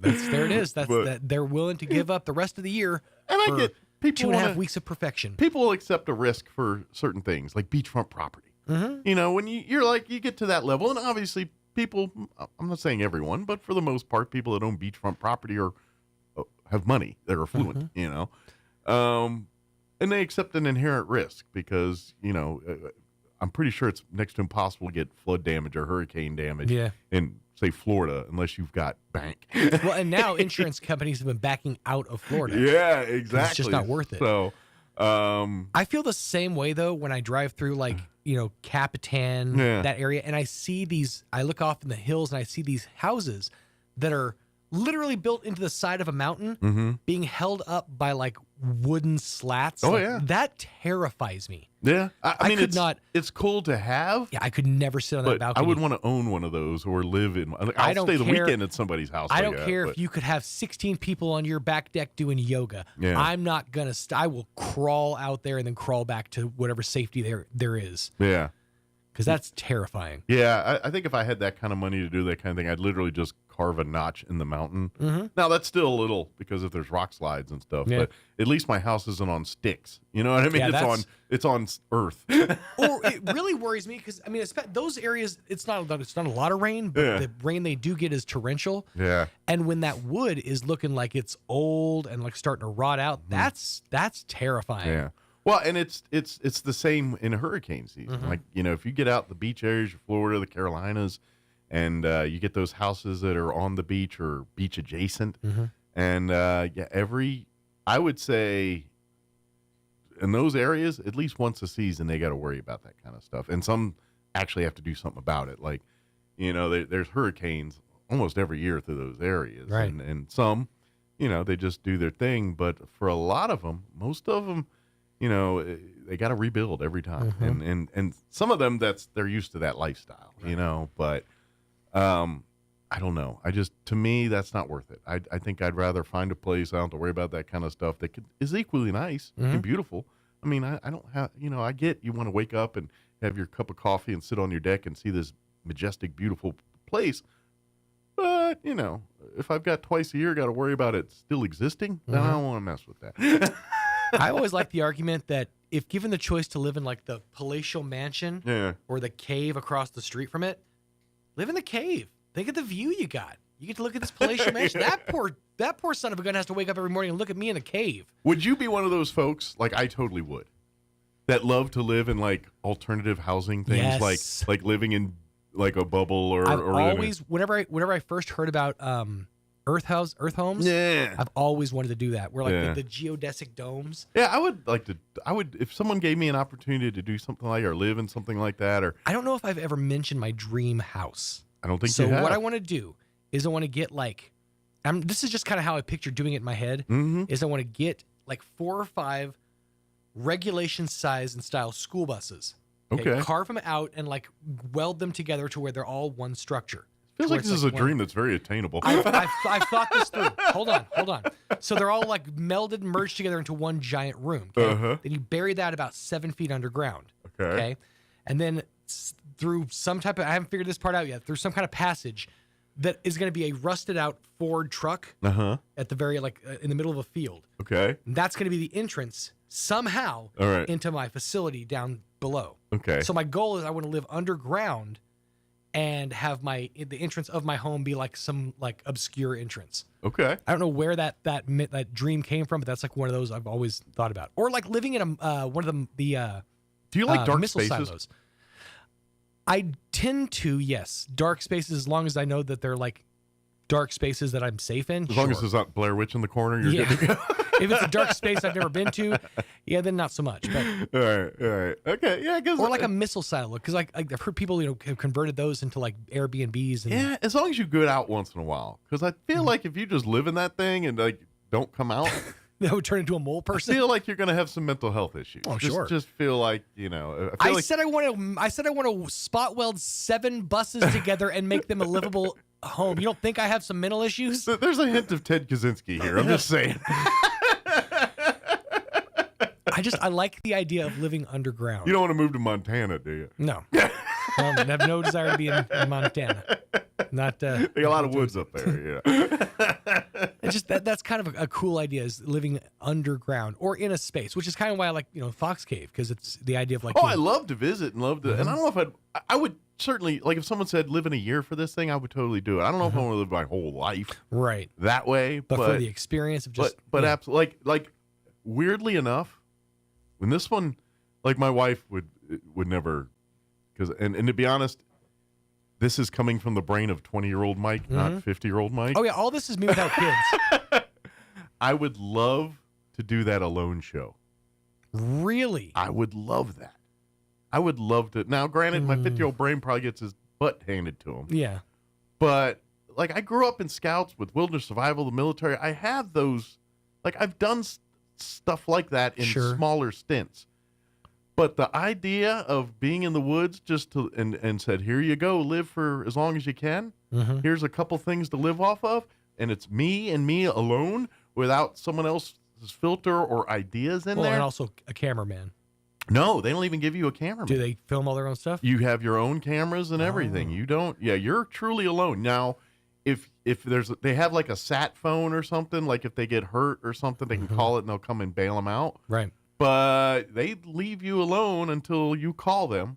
And I imagine they've got like some kind of satellites or somebody's kind of keeping an eye on you just in case a bear rolls in and eats you. And we're like, well, he hadn't called. But I mean, I would seriously love to try that. I would love the opportunity to, all right, here's your gear. Go build you a little lean-to and go live in the woods for...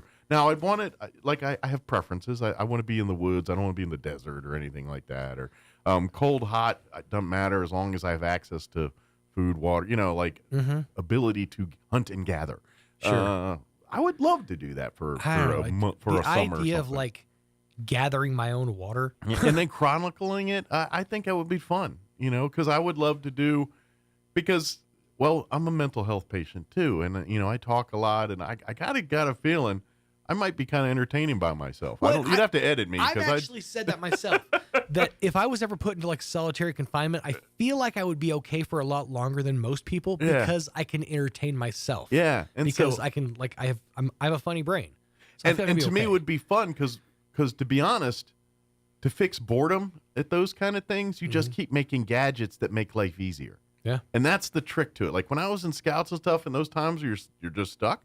All right, well, I'm gonna carve this wood and I'm gonna make me a nice seat. Right. And then I'm gonna be sitting here. I'm gonna have a nice seat. While I'm sitting here on my seat, I'm like, it should be great to have a counter to prep food. Right. I'm gonna make me a little dirt and wood counter here or something. And that kind of stuff. And I'm by myself just doing it and everything. I think I'd enjoy that. I think if I had nothing but time to kind of like construct stuff, I think alone that could be fun. Like of all these reality shows and things out there, like I feel like that one is the one I could maybe be eye in. Now, that being said, this is my 20-year-old brain thinking this. Right. I probably get there and get my butt handed. Like, wait, we don't. So you're saying we don't have NFL Sunday tickets? Yeah, it's like, what do you mean I can't have beef jerky or I can't have? What do you mean I got to go get it? It's like, oh dang. Wait, just peanut butter? There's no jelly? It's a bit warm in here. It is. Any way we could turn that down? Sir, you're in a forest. Yeah. Can we turn the tip down a little bit? I think that one I would legit like to try. It'd be interesting, I think. I think it'd be fun. Yeah. Our guest is here. So I need to, otherwise my fantasy island, fantasy, I need to nip it in the bud here. It's real lonely. That's all I'm saying. I would do it alone. My wife would probably laugh at me if I said it, but I'm legit. I think I could do it. I think. All right, well, I'll make some phone calls. All right. Juanita Jennings, Public Affairs Director for the City of Roswell, will join us here in just a few. Before we do that, though, let's get you up to date on the weather. I'm meteorologist Steve Hamilton with your Pecos Valley weather. We're looking at low to mid 70s for the afternoon high. We will have some cloud cover with a storm system off to our west. Staying cloudy overnight and lows near 50, and then we should get a little bit more sunshine on Friday with afternoon highs going up to about 70. Lots of sun over the upcoming weekend. Saturday and Sunday both look sunny, and we're in the low 70s. I'm meteorologist Steve Hamilton, and that's your latest forecast. Thank you, Steve. Currently 47, still some fog lingering out there. Not as thick as it was an hour ago, but still lingering. We do have the dense fog advisory. That's going to remain in effect for till 9 a.m., so about another 40 minutes here. But currently 47 degrees here in Roswell. Humidity is at 97%, and winds calm at the moment. It is supposed to warm up today. The fog will linger to about a 9 or so, but partly cloudy. High is expected to hit 74 today with winds out of the west at around 5 miles per hour. Tonight, mostly cloudy. Overnight low 49 degrees with southwest winds 5 to 10 miles per hour. Friday, partly cloudy, 70 for a high tomorrow. North winds at 5 to 15 miles per hour. And then looking at your weekend, pretty nice overall. Sunny and 67 for Saturday. South winds 5 to 15. Sunny and 72 on Sunday. And then Monday in your Thanksgiving week, it'll get a little cooler for the first half and breezy. We'll be in the 50s on Monday, upper 50s Monday and Tuesday, then in the upper 60s by Wednesday. So maybe by Thanksgiving, warming up just a little bit there. All right, it is 20 minutes after 8. We're going to take a 3.5-minute break, and then Juanita Jennings, Public Affairs Director for the City of Roswell, will join us up next. Don't go away. Rosa, have you decided where you're going to college yet? There's so many choices. I'm still not sure. Well, I've decided to attend the University of New Mexico. It's the only Research One university in the state. It's the flagship, and their academic programs are among the best in the nation. The University of New Mexico? Can I still apply? Of course. UNM is New Mexico's best university, and residents of New Mexico get preference in admission. Apply now, and we'll attend UNM together. The University of New Mexico, New Mexico's University of Opportunity. Apply today at unm.edu. At Richland Motors, it's never been easier to sell or trade your current car, truck, or SUV for a newer model to hit the road in. Even if you don't purchase from Richland, they want to buy your vehicle for top dollar. But if you do buy from Richland, don't forget, they're the home of the powertrain warranty for life. That's a whole lot of confidence for you. See Richland for details. 2nd and Sycamore and 1309 Southeast Main. You've heard of a Four Seasons room, but have you heard of a Four Seasons window? Jennifer here from Trustmark Roofing and Windows. It might surprise you to learn many windows are built to handle only the cold or only the heat, but not both. In Southeast New Mexico, one or the other doesn't cut it. That's why Trustmark windows are built to handle our Four Seasons climate, the scorching summers, the bone-chilling winters, and everything in between. Special glass coating blocks extreme UV rays. A stout frame prevents warping from the extreme weather changes, and insulated glass is like putting your home in a giant styrofoam cooler in the winter and keeps cold out and warmth in. And in the summer, it keeps heat out and cool in. For our Four Seasons weather, get Four Seasons windows. Call today for your no-obligation spring window assessment, 575-755-7663, or visit TrustmarkRoofPros.com. Trustmark Roofing, we put people first. Check out the Thanksgiving specials you'll find this week at your local Farmers Country Market. Assorted Food Club whipped toppings are 88 cents each, and assorted Kraft mayos are $4.48 each. In produce, fresh green beans are $1.29 a pound, and 3-pound bags of sweet potatoes are just $1. In the meat department, Cook's shank portion bone-in hams are $1.67 a pound, and grade A honeysuckle white turkeys with pop-up timers are 99 cents a pound. Limit one. These are just some of the Thanksgiving specials you'll find this week at your local Farmers Country Market. Hi, I'm Dr. Keon at Carabelli Dental. Same-day smiles are what we do. My passion is helping patients chew, talk, and live with confidence. That's why I'm one of the few doctors in the U.S. who can create beautiful same-day smiles with the latest digital implant technology. This procedure is life-changing. Just ask Sean. Hi, I'm Sean. I've been that voice that you've heard on the radio for most of my life, but I'm also a dad to 2 amazing kids. I've had a million reasons to smile, but in all my old pictures, I was never smiling. Truth is that life of improper care and being dealt a bad hand genetically left me practically with no teeth. It affected everything from the way I ate, the way I talked, and of course how I interacted with people. And that's where Dr. Keon and Carabelli stepped in. They eased my fears. They explained every step of the process in a way that I could understand, and they made me feel almost like I was part of the team. And now, I can't stop smiling. I have so much more confidence, and I love looking in the mirror now. I can't explain how much of a difference Dr. Keon's dental implant process made for me. Our team can help you find your smile too. Come see us at Carabelli Dental, 575-622-4455. Here's a Mornings with Mike Winters fun fact. 1 in 3 snake bite victims is drunk. 1 in 5 is tattooed. Hold my beer and check this out. Here's Mike Winters.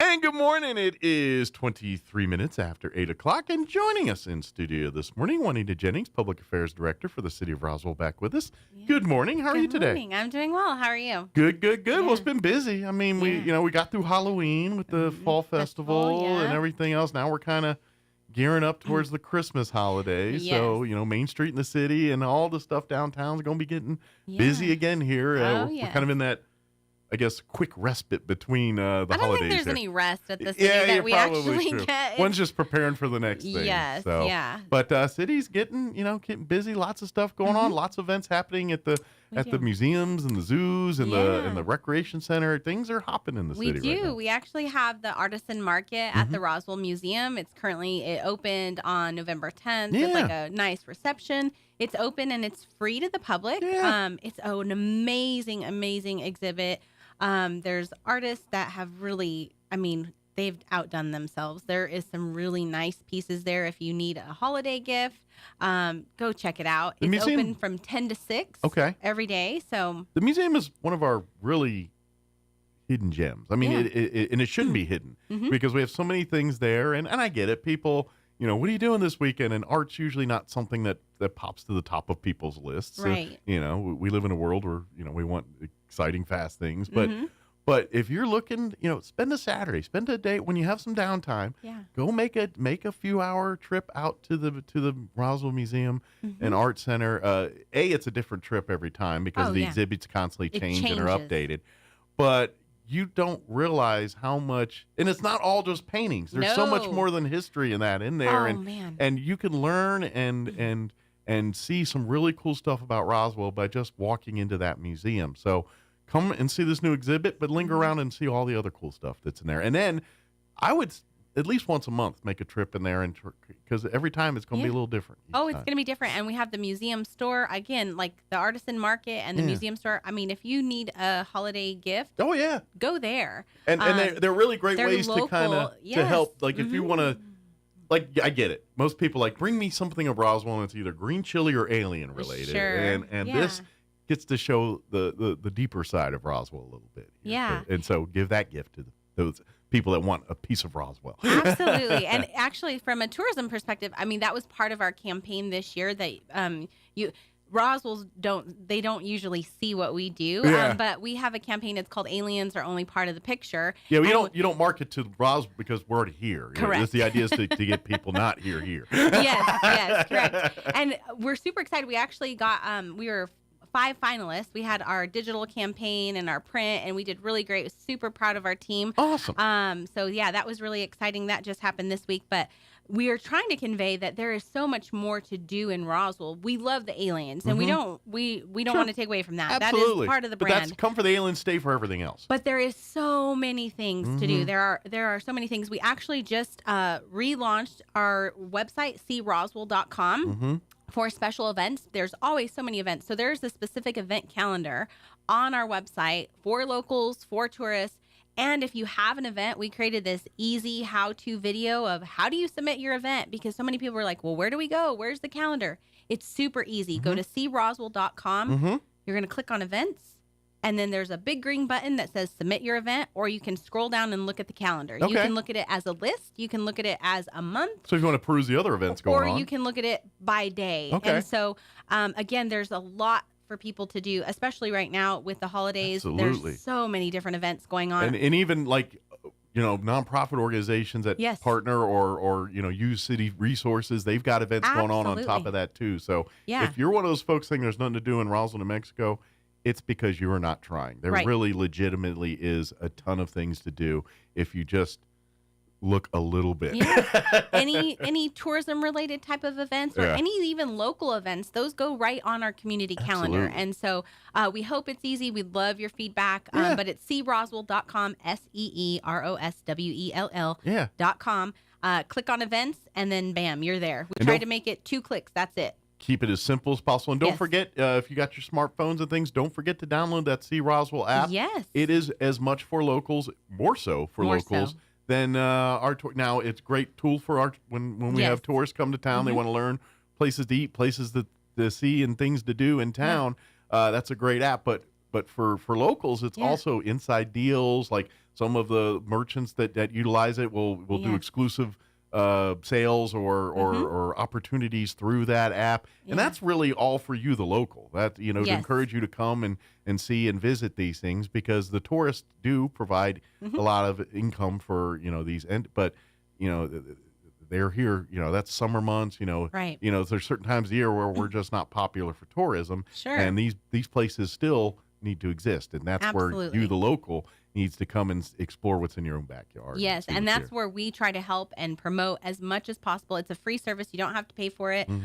You get to put in your own picture, your own flyer if you have it. So it's your own marketing, just using the city's tool as your platform, basically. Absolutely. Yeah. Absolutely. So submit your stuff. If you're having a sale, we had one of our local businesses contact us and said they needed help, and so we put it up there, and hopefully their event goes really, really well. But it's a great tool for all of the locals. Take advantage of it. We do have a lot of other events coming up that we use as well. So, for example, we have the artisan market at the museum. Then at Recreation, we're in full swing of basketball season. Now we're hitting into the winter sports or fall winter sports here. Winter sports. So we have the young division going on right now, but we're signing up for the older division, so ages 9 through 12. Okay. Right now, the registration will be going through December 31st. Okay. So again, if you're looking for a gift of experience Absolutely. instead of a material item, for kids, something that they can be physically active, registration is happening right now for our Something youth that doesn't basketball. have a button. Exactly. Or a video game. That's right. By the way, they're always looking for coaches and referees too. So adults, looking for more volunteers there. I think they actually do. They pay some of the refs and things like that. So you're not getting rich off of it, but they do understand that they want to pay you for your time. But always looking for more volunteers to step up and be mentors. And that's really, especially for the younger age brackets of coaching. You're teaching the fundamentals, but also you're teaching life skills as coaches. Right. That's the beauty of sports, is there's so many life lessons to be told. Yeah, they get to learn the fundamentals of basketball, but they learn about teamwork and working in groups and a lot of things that as parents you can't teach per se. You got to expose them to society and let them learn these things.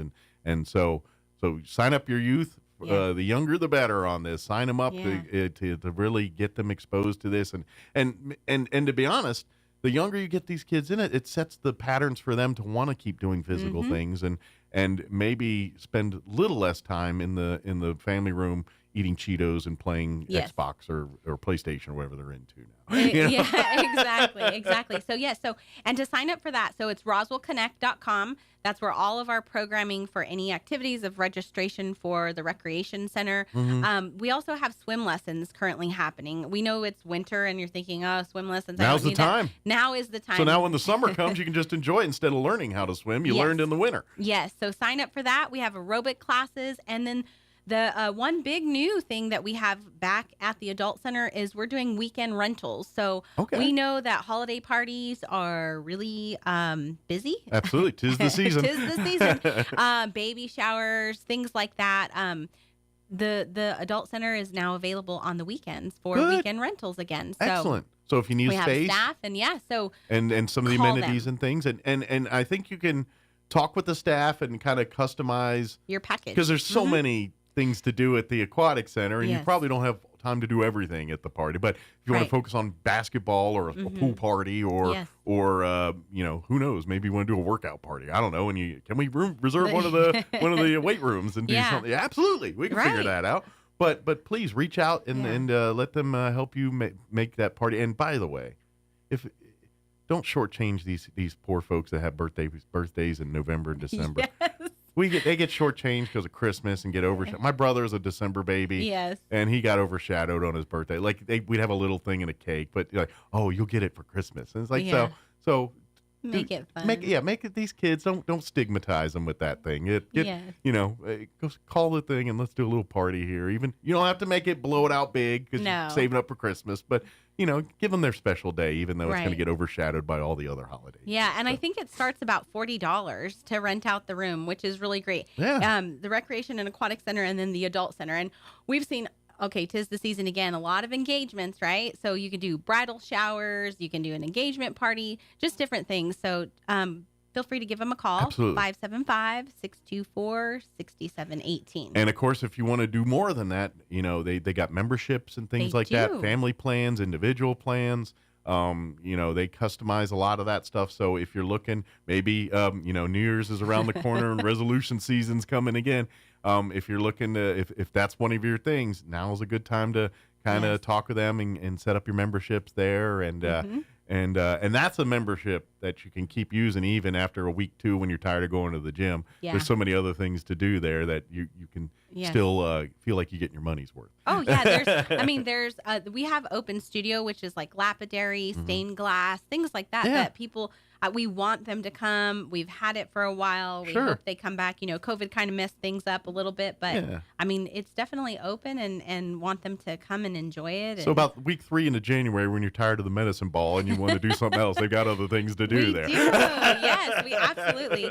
And if you eat too much pie next week, we definitely have another event coming up, which that's the next event that we're working on, which is called Light Up the Night. Okay. It's at the Cielo Grande Recreation Center. All right. This will be our second year having it. So we used to do a lot of runs, and our recreation team, they're going to decorate Cielo Grande with these inflatables and lights. Last year we had dogs come out with little Christmas lights. So make your run a little more festive and a little more fun to look at. Glow sticks. We had tinsel. People wore tinsel. And then we had those runners that were really serious, that were doing it for the time. Right. It's a serious run, but if you want to take your time, we're okay with that too. You can take it as seriously as you want to. Yes. Yeah. Yes. And there's usually they'll have like hot cocoa and something afterwards and give out the awards, but you can register at roswellconnect.com. Okay. It's $35 per person, and it's $20 for kids. But if you have a family of 4 or a group of 4, you get a 20% discount. Okay. And so do it as a family. Do it as family or a group of friends. Yeah.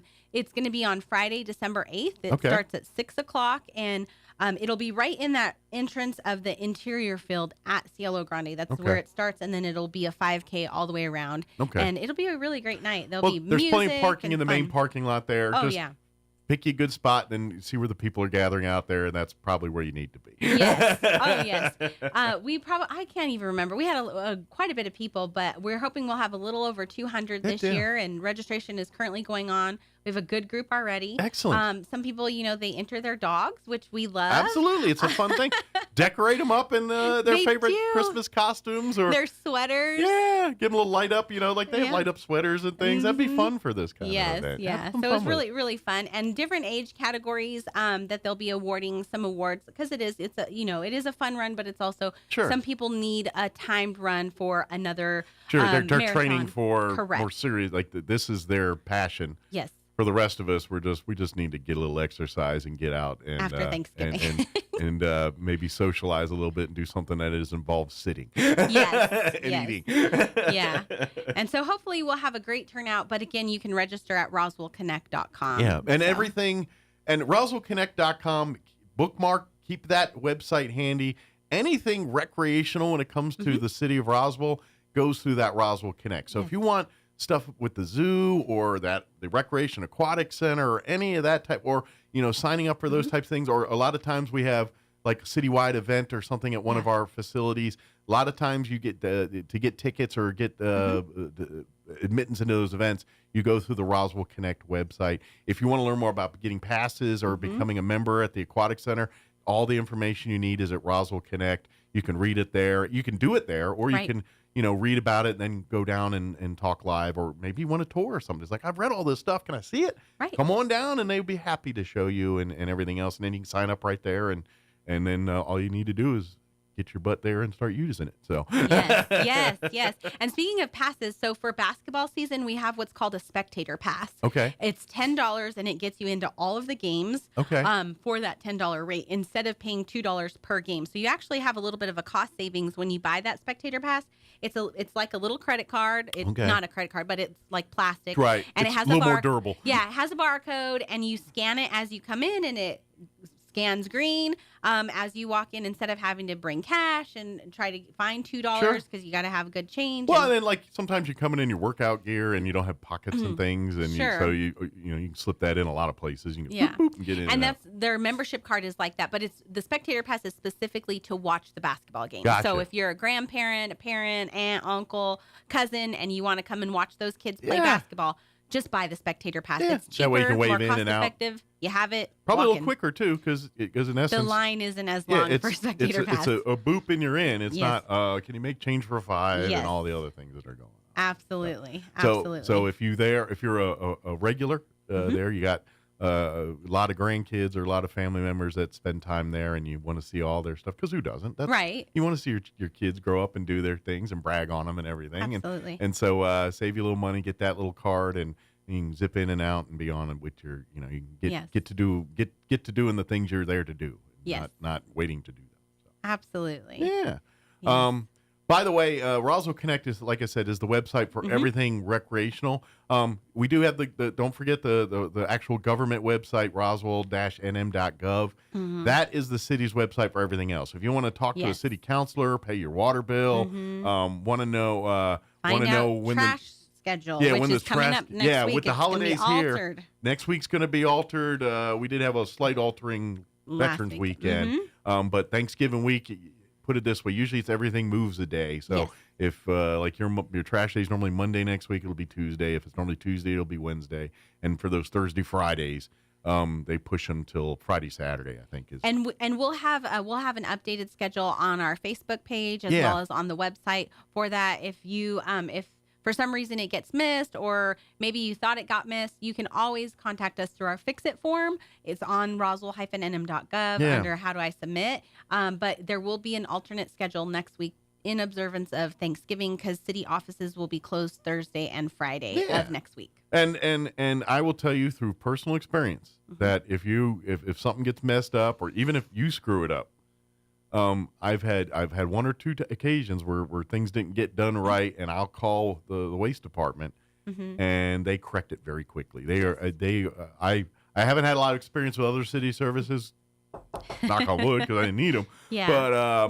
But the couple times, because I live in a neighborhood where my trash can isn't, like, I've got weird logistics because I live in a kind of a hidden area. Okay. So mine's a little different than a lot of people's, but and so there was some mess-ups there, but both times I called and they're like, "Oh, we'll get right there," and boom, and within minutes a trash truck come because it didn't get picked up. Our city teams are amazing. They do a great job when something doesn't go right. They make it right as quick as possible. So even if it gets a little confusing for you next week, don't hesitate to call them and ask. They're very good at helping you navigate those problems. Yes. But by rule, it'll be a day later than what you normally put it out on next week during the holiday week here.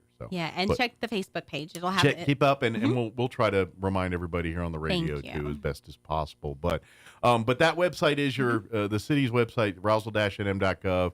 If you have any questions about anything infrastructure related to the city, or if you want to talk to the people that represent you about anything, or if you need building permits or any of that kind of stuff, that's where you go for that. But if you want passes to the rec center or the zoo, or sign up for recreation, one of the sports camps, or any of the stuff that's going on, Roswell Connect is that website you go to. Yes, and there's a lot. The winter guide is coming soon. I Yes. got to see it. So be on the lookout for that. Absolutely. And then get involved. There's so much going on. There is. And I just want to give, I know we're running out of time, but I want to give we everybody got a a little time, right. quick reminder. Next week, you're cooking turkeys, right? Yes. You're either going to deep fry them, or maybe you put them in the oven.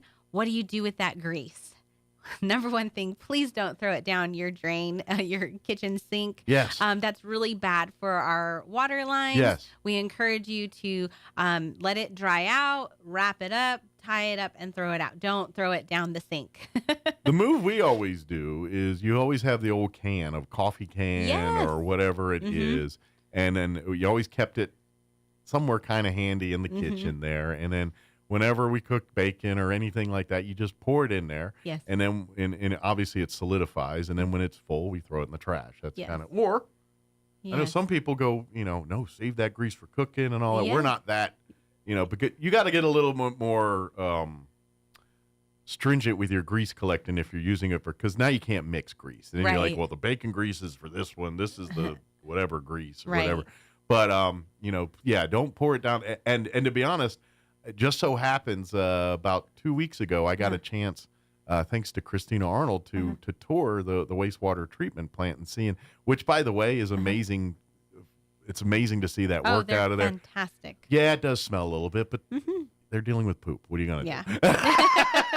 Yeah. But to be honest, it's not what I thought. Like, it's way cleaner and there's the smell. You can't get rid of the smell, Right. but it's very sterile and very. But the point you were making, I've seen the traps come in that catch like all the stuff you throw down the toilet and the greases you pour down the sink. They have traps, but the grease really messes with that stuff. But that's why it's so bad, because and they have traps that catch a lot of that stuff. But sometimes, because what happens at the end of the day is all that wastewater that comes out of your stuff, that thing treats it and turns it into potable water, which they use for the crops and for everything else. So when you're throwing your actual solid waste down that thing, it does create, I mean, they've got things in place, but if everyone does it, they can't handle that. So please be smart. Don't be honest. It's going to mess up your house before it's going to mess up the city system. You'll find if you keep constantly dumping grease down your sink,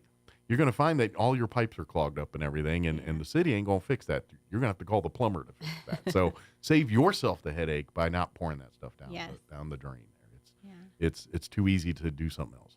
Absolutely. Yeah. So. Absolutely. Trust me, I was getting a chance to meet the wastewater guys and seeing what they do every day. Yeah. Please do them a solid. No pun intended there. Help them out. don't pour the grease down there. Yeah, absolutely. Absolutely. Yes. Good deal. Yes. Of course, if you have questions about anything, like we said, if it's recreation related, Roswell Connect. If it's infrastructure or government related, roswell-nm.gov. Go there. Don't forget to download that See Roswell app. Every Roswell resident should have that app on their smartphones. And keep checking back regular, especially when it's those, it's Friday or Saturday. It's like, what do you want to do this weekend? I don't know. What do you want to do? Open up that app and take a gander. But there's something going on over at so and so or this, that, and it'll be your friend. Absolutely. Yes. So yes. Is there anything we missed? Anything we wanted to get or anything we wanted to cover? I think we got everything. Just one last thing. If you are considering a pet for the holidays to put under a tree, just make sure that you are spaying or neutering it and help us with the pet population. Absolutely. Be a responsible pet owner. They're cute and they're cuddly and when they're very tiny, but it's a commitment. It's a long time commitment. I always tell people, of course, for folks that don't know, Animal Control is located there on East McGaffey. It's actually right next door to the Humane Society.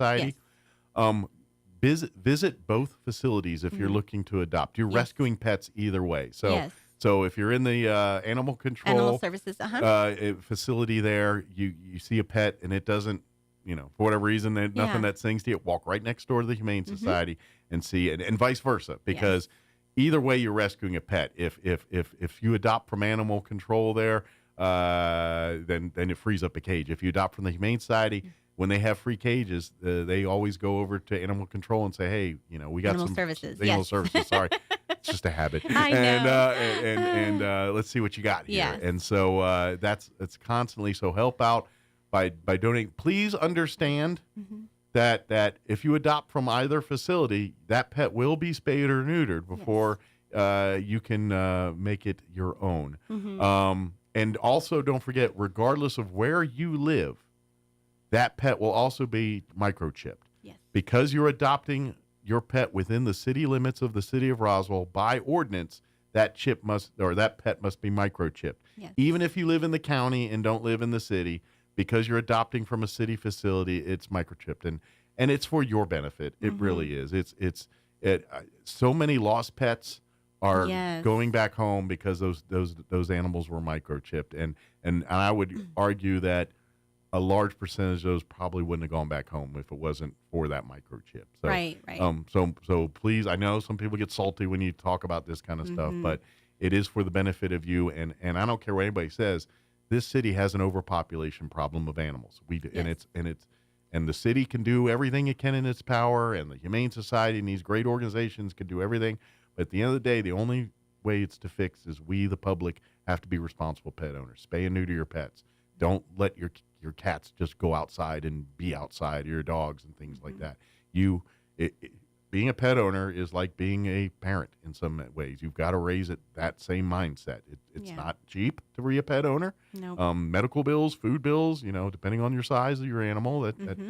But all of that, it's just like having a kid, except for at the end of the day, you're not saving money to send it to college at the end. That's the only real difference here. So if you're not prepared to do that, then maybe being a pet owner is not for you. But for everyone else, please come. There's some amazing pets at both facilities there, at the Animal Services and at the Humane Society. They're looking for homes.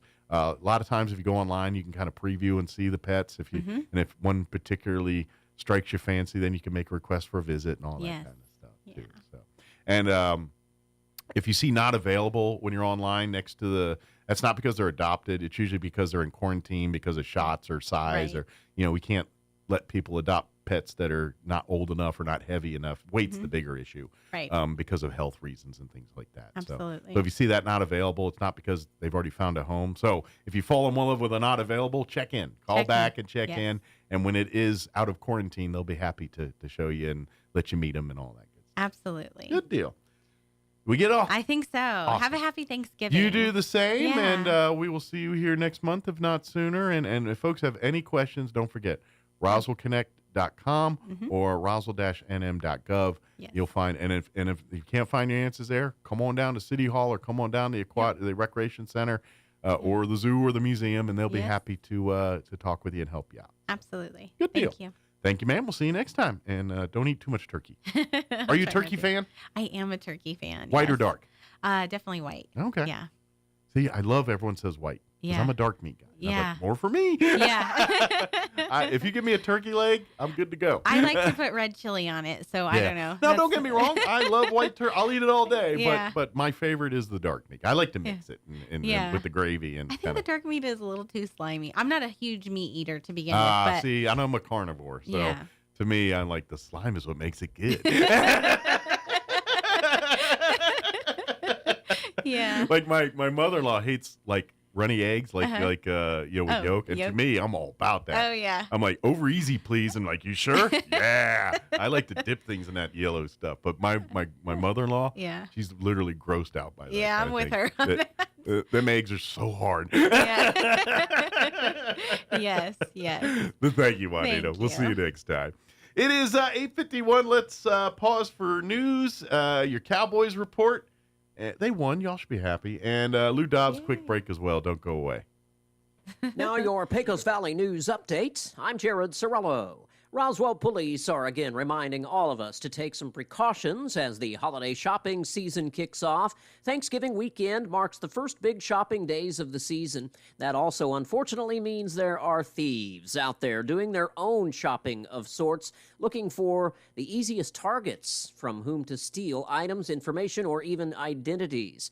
You can check out the Roswell Police Facebook page for a list of tips to help keep yourself and your valuable items safe from thieves. Artesia and Las Cruces football teams are advancing to the state finals. Artesia will take on Farmington Piedra Vista at Artesia. 1:00 p.m. Saturday kickoff. Last week, Artesia defeated Los Alamos 57-14. Piedra Vista downed Albuquerque Valley 30-6. Also, Las Cruces they beat out crosstown rival Centennial 38-34, so they earn the right to play La Cueva this weekend. That game is Friday at 7 at Wilson Stadium. You're up to date. I'm Jared Sorello.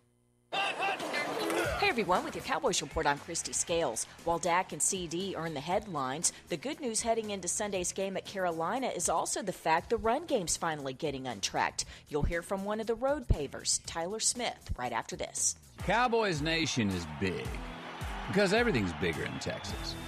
And Reliant has the energy to power it all.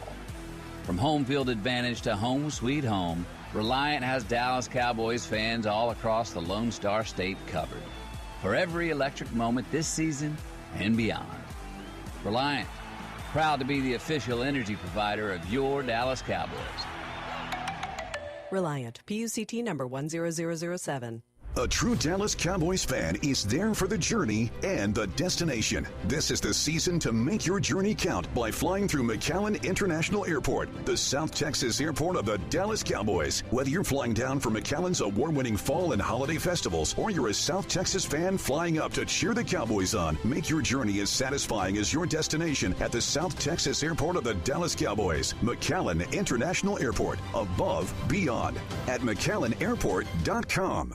Sunday, the Cowboys play at the 1-8 Panthers, who have a struggling offense but a good defensive line. So it's a test to see if the Cowboys' run game can build on last week's success. Tony Pollard's numbers are down this season, but guard Tyler Smith says Pollard does the dirty work in pass protection, which inspires the rest of the offense. There have been a lot of blocks this year that he's made. He's picking up a huge blitz and taking pressure off Dak. You know, it's nothing easy to do. Like, when he's going against like a 300-pound guy that's beeline and straight for him, and he just has the wherewithal to just lower his pads and like deliver a blow, even though this dude may come through him. That's what really makes us want to like go.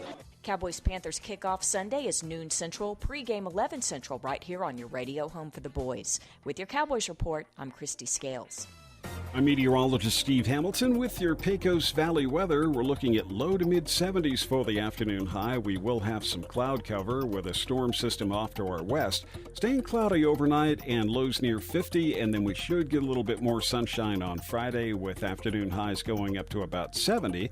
Lots of sun over the upcoming weekend. Saturday and Sunday both look sunny, and we're in the low 70s. I'm meteorologist Steve Hamilton, and that's your latest forecast. All across America, this is the Lou Dobbs Business Report. I'm Lou Dobbs. Stocks still moving higher. More retail earnings today. Wall Street riding a modest two-day win streak. Stocks continued higher yesterday. The Dow Jones Industrial's up more than 160 points. The S&P and the Nasdaq both slightly higher on the day. The inflation outlook improving. Last month's producer price index down 0.5%, the largest monthly decline since April of 2020. Wall Street convinced the Fed will leave interest rates unchanged through the end of the year. Walmart headlines today's round of retail earnings. Third quarter sales expected up about 4.5%. Walmart shifted its primary focus to groceries. Still, investors looking for more insight on the crucial holiday shopping season. Target issued a warning forecasting holiday sales to come in lower than last year. Macy's stock jumping 7% ahead of today's earnings report. Macy's revenue expected to come in flat year over year. General Motors workers approving the new UAW contracts. The deal now back on track after recent issues. GM shares remain flat after yesterday's trading. Please join me twice each weekday for the Lou Dobbs Business Report right here. Business news you need to know. Keep listening for more. This is the Lou Dobbs Business Report.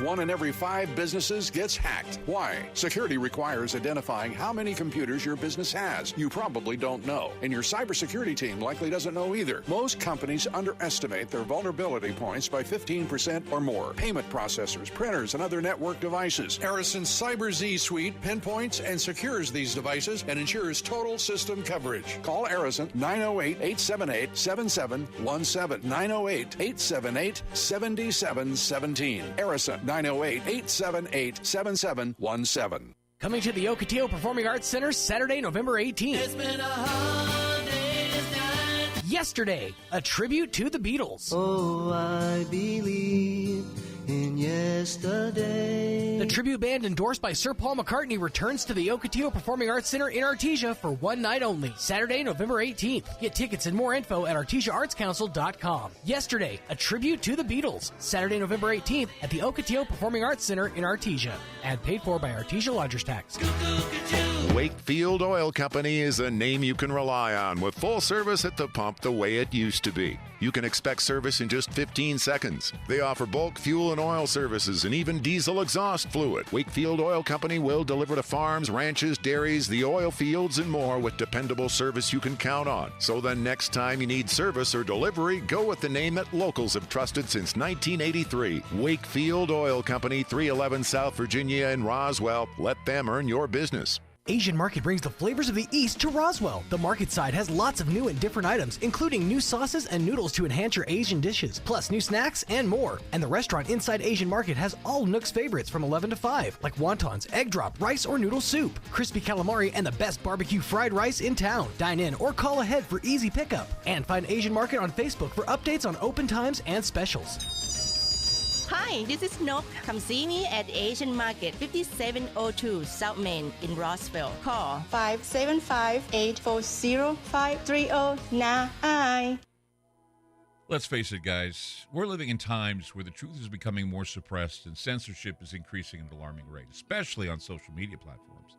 It's Clyde, and I want to tell you about a safe and secure digital playground we put together just for you. It's aftermath.media. You get access to thousands of Ground Zero archives and podcasts, along with our private social media groups with your basic membership starting at only $7 a month. Each subscription includes tech support, access to the RSS feeds, along with our own chat room and Telegram channel. In addition, the premium membership includes research study groups, webinars, a document and movie library, a live video stream of Ground Zero, a monthly Zoom chat with me, and other bonus content. Be sure to check out our yearly specials as well. Sign up today while you're thinking about it. Sign up at aftermath.media. Again, that's aftermath.media. Here's a Mornings with Mike Winters fun fact. Elephants use these skin folds on their bodies to crush mosquitoes. Mike Winters uses his to hide M&Ms. Here's Mike Winters. And we're closing in on 9 o'clock. Town Hall News up next. We'll be back on the other side of news, and we got furry friends joining us next hour. Don't go away. You're listening to 106.5 Roswell's Talk FM, KEND, or Roswell, New Mexico. News this hour from townhall.com. I'm Rich Thomason. The House Ethics Panel says it has found substantial evidence of law breaking by New York Republican Congressman George Santos and has referred its findings to the Department of Justice. It has to do with the handling of campaign finances, Santos insisting that he has done nothing wrong.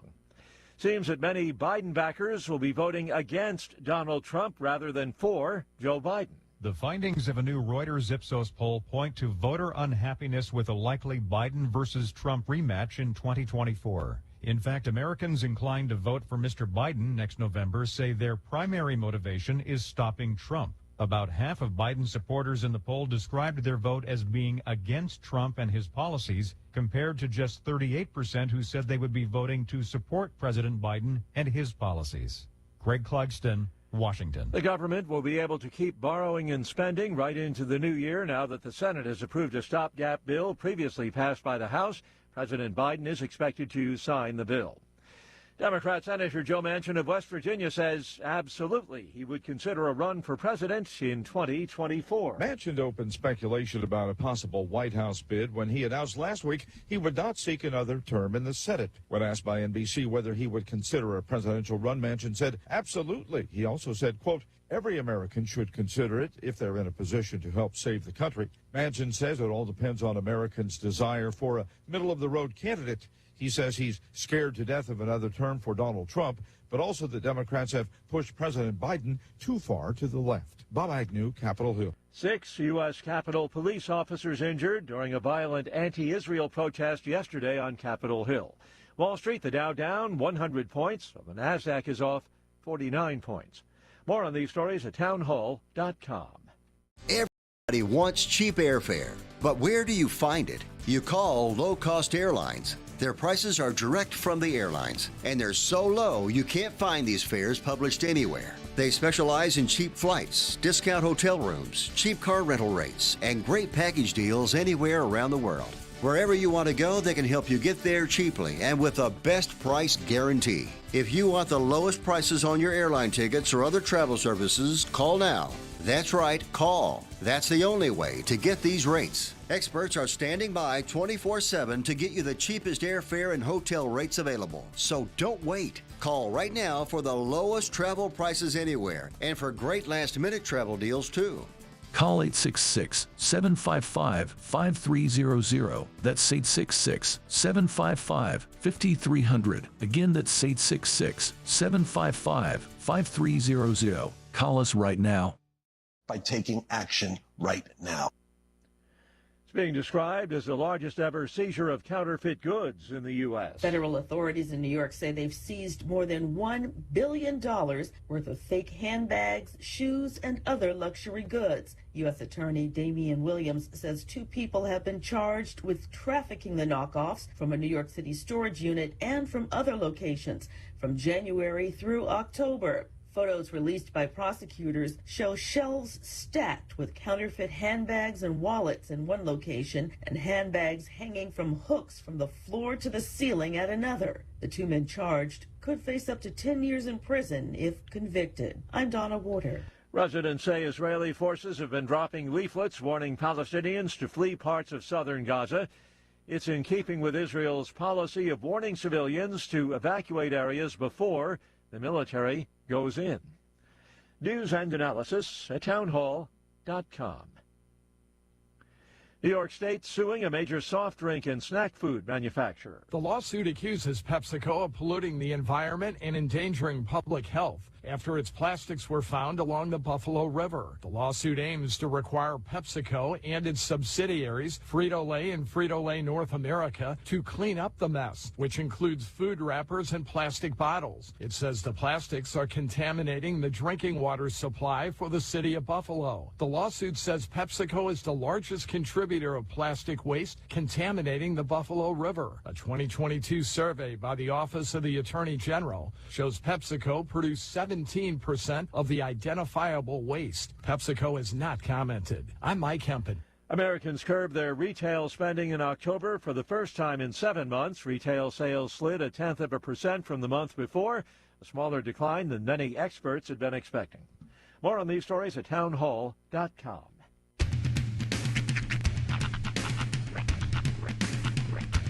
What in the wide, wide world of sports is going on here?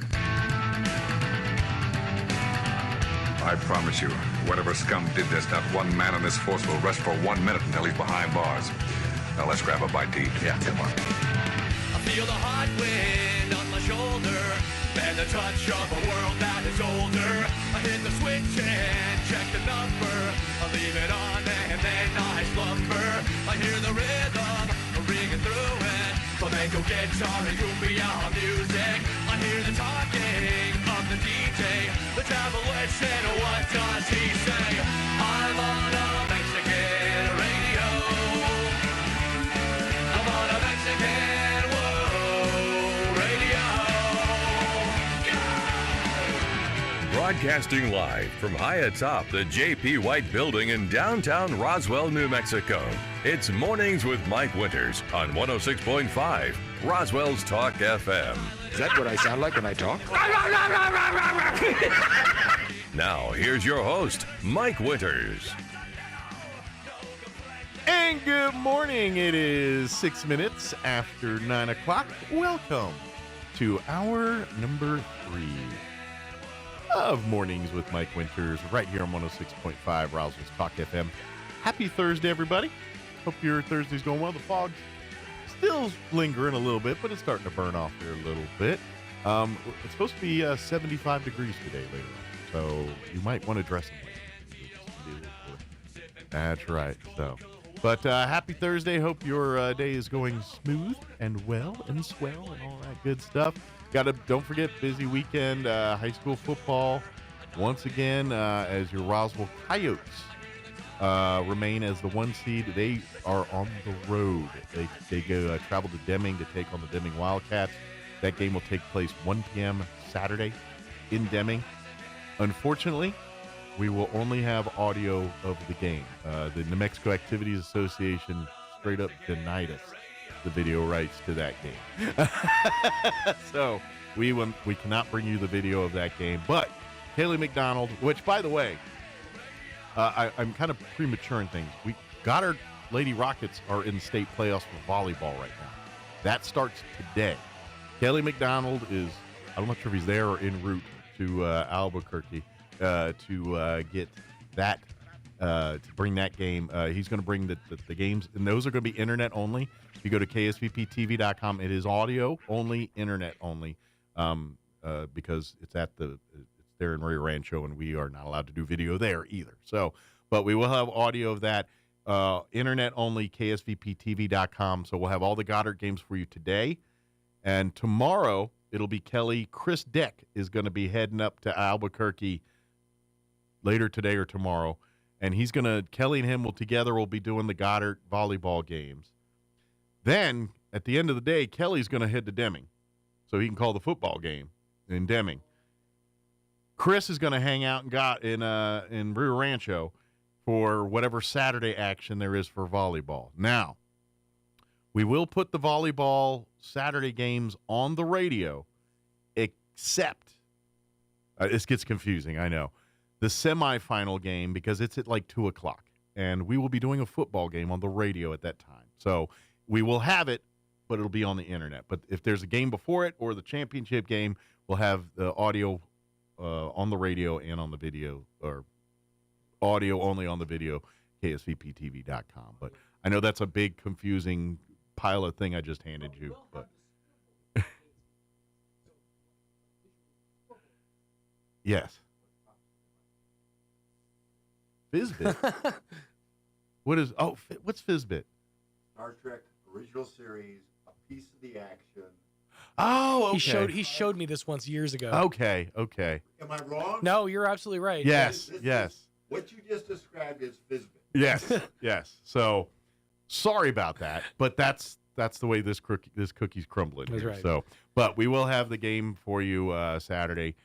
Kelly McDonald will call it. Art is not available. His son is graduating from Marine Corps basic training this weekend, so he is back east watching his son graduate. So he's got bigger things on his plate this weekend. So I know there's not many things bigger than playoff football, but that's one of them.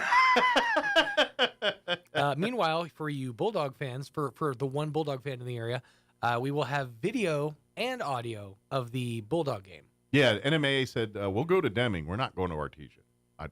You figure that out. I don't. And just be forewarned, regardless of what happens this weekend, and if we have a champion, I mean, if we all, I don't want to play the games before we play the games, but if the planets align and we think the things will happen that they're supposed to happen, Roswell and Artesia will be playing the championship game in Artesia next Saturday. Right. Roswell owes Artesia. So if that's the case, that's where that game will be. And I already know how Artesia is. They like to play their games on Saturday during the playoffs. So if Roswell and Artesia both win this weekend, the championship game will be at 1 o'clock next Saturday in the Bulldog Bowl. That's just, they haven't set that yet. That's what will happen.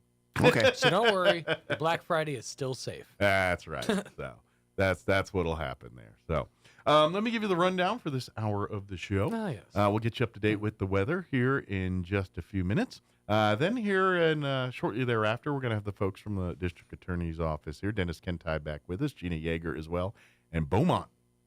Is this the first time Beaumont? Beaumont's been on before. That's right. I was like, yeah, I know but he doesn't sit up. Yeah, usually he's not in a star chair here. So Beaumont's here to join us, and he's got the center stage seat. Where's the video? It's on. We just the TV Connect is not. There's a cable that goes from there to there to connect to that TV, and it's being ornery. So it's going out everywhere but in this room. All right, I'll take your word for it. As soon as we can get John McClane to get into the vents and take a look at all as soon as he climbs through there and gets right, okay. Which, by the way, you ever actually seen vents in buildings? Oh yeah, you ain't climbing. There's them. no way. No. Yeah, they're not nearly that big. They're not nearly that. Couldn't hold can't nearly do what that much he weight. did. And fact number 2: Die Hard is not a Christmas movie. Moving on. No, whoa! Wait a minute. No. Yeah. Mike, you don't just crack open a can of worms and he likes to light the drapes on fire and then just walk out. No, wait a minute. That's wrong. That's just wrong. He's been in this debate for years now. It is not wrong. With the boss. I get it. There's Christmas in the movie and all that stuff. Yeah. But that movie was released in July. It was a summer blockbuster. It has nothing to do with Christmas. Miracle on 34th Street also came out in the summertime. That's because it was old and they didn't know how to market back then. Let's be They're like full about the old word there. They're just lucky. It's like, we're lucky we made a film. We didn't know we had the technology. You know, you're actually not that far off. I watched the thing. I know I'm not. I'm a genius. Movie sets were messed up back in the day. Apparently, the stuff that they used in the Chocolate River in Willy Wonka and the Chocolate Factory, it was water, cream, and chocolate. And they said by the end of the shoot, it was so like foul smelling in there that people were like complaining and getting sick and all this stuff. Well, I've also heard like the Tin Man paint is so carcinogenic. So yeah, what? You're gonna tell me the yellow brick road is not gold? Is that what you're gonna tell? It's actually lead paint and asbestos, just to fill in the cracks. Well, it's fireproof. But I will tell you this, and this is where it gets depressing. They had Judy Garland on a diet of coffee and cigarettes to keep her weight down. She was like 14 when they filmed the movie. Oh. Yeah, but back then cigarettes were health food. Oh yeah, that's true. That's true. What am I? Doctors America? Also want recommended them. cigarettes. Yeah. You want to live a long life? Smoke a Tarlington or whatever. Tarleton. Lucky Strike's your answer. They came in sea rations. I know. yeah. I missed that stint of military, but I watch a ration reviewer online, Steve 1989. He reviews military rations. He's actually gotten his hand on some from that era, and they have like the no filter. Lucky Strikes. Lucky Strikes was one, but then the other one was Philip Morris. Like they actually used to have their own little 4-pack of Philip Morris, and he'll open it. Those things are worth hundreds of dollars online. He'll just open it, grab one out, light it up, and smoke it. Imagine they're not very good. He as far as I've heard, he said they've all held up really well. Tobacco is not like wine; it does not better with age. But with the packaging of military rations, everything was very airtight. Yeah, to a point. Yeah, to a point. You know, as long as 1940s technology allowed to seal it, that's what they did. Yeah, but it's canned, so it'll last till the second coming. Yeah. Oh, speaking of can, real quick, because I know I'm opening another can of worms. Oh, I have a friend on Facebook. Good friend, grew up with him. He is Team Gel like you with your cranberry cans. But what I liked even more is he had a boat, like a boat for your gravy boat or whatever. Right. He had a cranberry boat and it said Canberry, and it was designed specifically for the gelled garbagey can. That's awesome. Cranberry sauce. So hey, sometimes you're not alone, Sean. Sometimes That's the ghetto cranberry is the better Beto cranberry. Yeah. But I like the term Canberry. That's kind of a funny term. I like fun. it. It was kind of maybe you can find your own Canberry boat to have Canberry. The search is on. I'm about to class up my Thanksgiving. That's right, because that will do it. Nothing says a classy Thanksgiving like a Canberry boat with canned gelled cranberry on it. Look out, Google. Here he comes. Couple tiny sweet pickles, and you got yourself a 4-star event right there. All right, it is 9:15. Let's get you up to date on the weather. I'm meteorologist Steve Hamilton with your Pecos Valley weather. We're looking at low to mid 70s for the afternoon high. We will have some cloud cover with a storm system off to our west. Staying cloudy overnight and lows near 50, and then we should get a little bit more sunshine on Friday with afternoon highs going up to about 70. Lots of sun over the upcoming weekend. Saturday and Sunday both look sunny, and we're in the low 70s. I'm meteorologist Steve Hamilton, and that's your latest forecast. Now he's done. Yeah, thank you, Steve. I was about to interrupt Steve. You don't like to interrupt Steve. You don't want to see Steve when he's angry. Currently, poor Steve. He's never even been here. He's going to get a bad rap when he shows up. Currently 47 degrees here in Roswell. Humidity is at 95%. Winds calm. Dense fog advisory is technically over, although there's a little bit of that still lingering. So, but we are expecting a high of 74 now, is what they're saying, under partly cloudy skies. Winds out of the west at around 5 miles per hour. Tonight, cloudy skies, overnight low of 49 degrees. Southwest winds 5 to 10 miles per hour. Friday, partly cloudy, 70 for a high tomorrow. North winds 5 to 15 miles per hour. For your weekend, mostly sunny, 67 Saturday. South winds 5 to 15. Sunny and 72 on Sunday.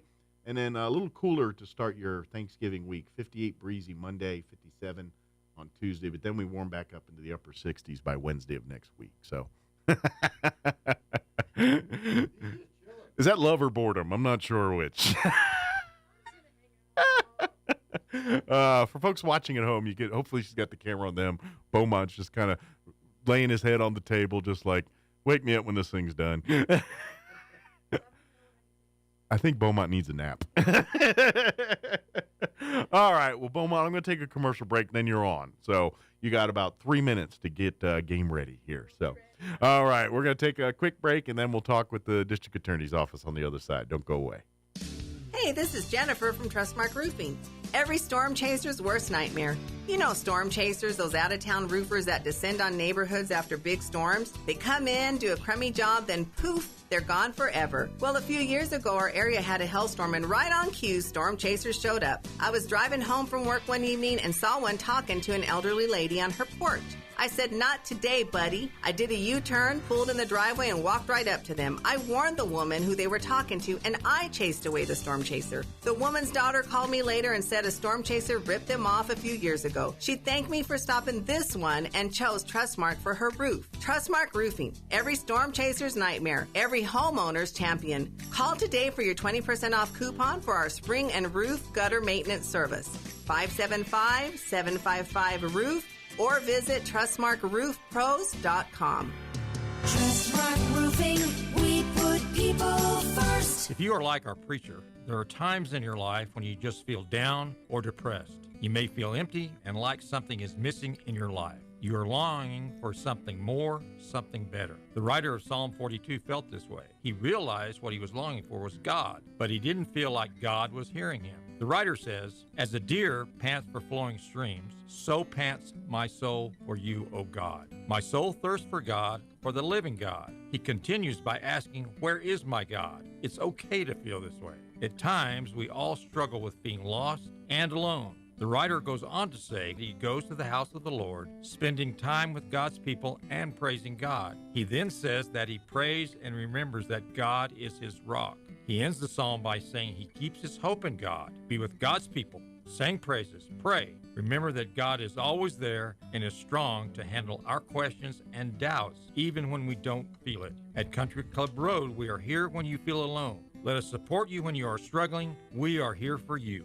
Join us at the Country Club Road Church of Christ for worship at 10 a.m. on Sunday, located on the corner of Country Club and Washington in Roswell. From morning runs to playing with grandkids, taking part in activities brings great joy to our lives, but it can also come with injuries. And for those in physically demanding jobs, the daily grind can wear on muscles, bones, and joints and lead to acute and long-term disorders. If you're suffering from an orthopedic injury, let our Artesia General Hospital specialists help. The sooner you address the root cause, the sooner you'll be back to living life in motion. Learn more at artesiageneral.com/orthopedics.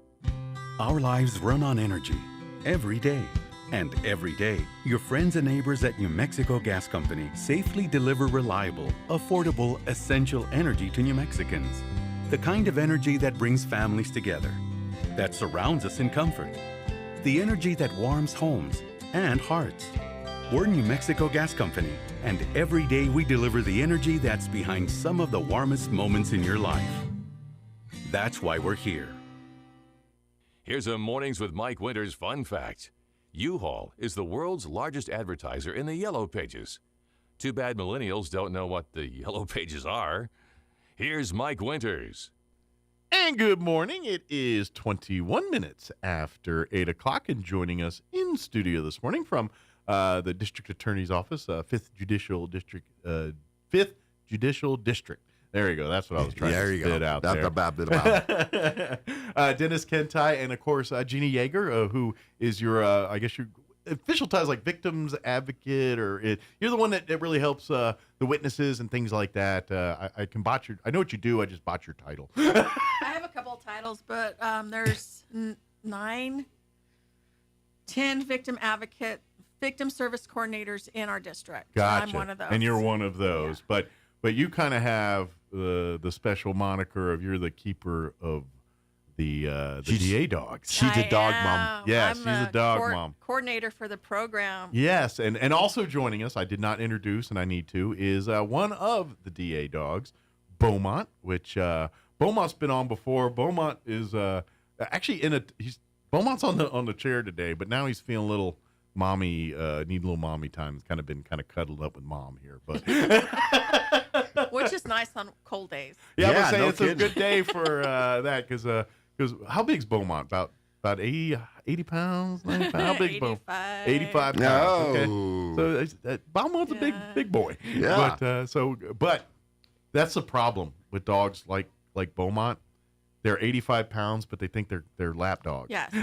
They think they're 15. Yeah. Right? Oh, okay. And when we travel, this guy, I mean, when it's me and him, we sleep on the same bed, of course, and he has to share my pillow, and he snores like a freight train. Oh, my gosh. And he likes to lay on top of me, so if the room's hot, he's done this to me. He's standing over me, breathing in my face, telling me it's hot, and I'm like, get off of me, and it will cool off. But he is a big snuggler. Good, but for folks that aren't familiar, if you have missed some of our previous conversations, these dogs they're really very valuable tools for the district attorney's office. What these pets are, you probably heard of the Casa dogs and kind of the DA dogs are very much the same kind of thing. They are the calm in the room for a lot of times. The district attorney's office are dealing with victims and witnesses and things like that, and a lot of emotions are up. People are not necessarily in a mood to talk or share or relive some of the horrors that they went through. And the DA dogs serve as a bit of a reminder that humanity is still in the room and gives a chance to. But they're canine, so yeah.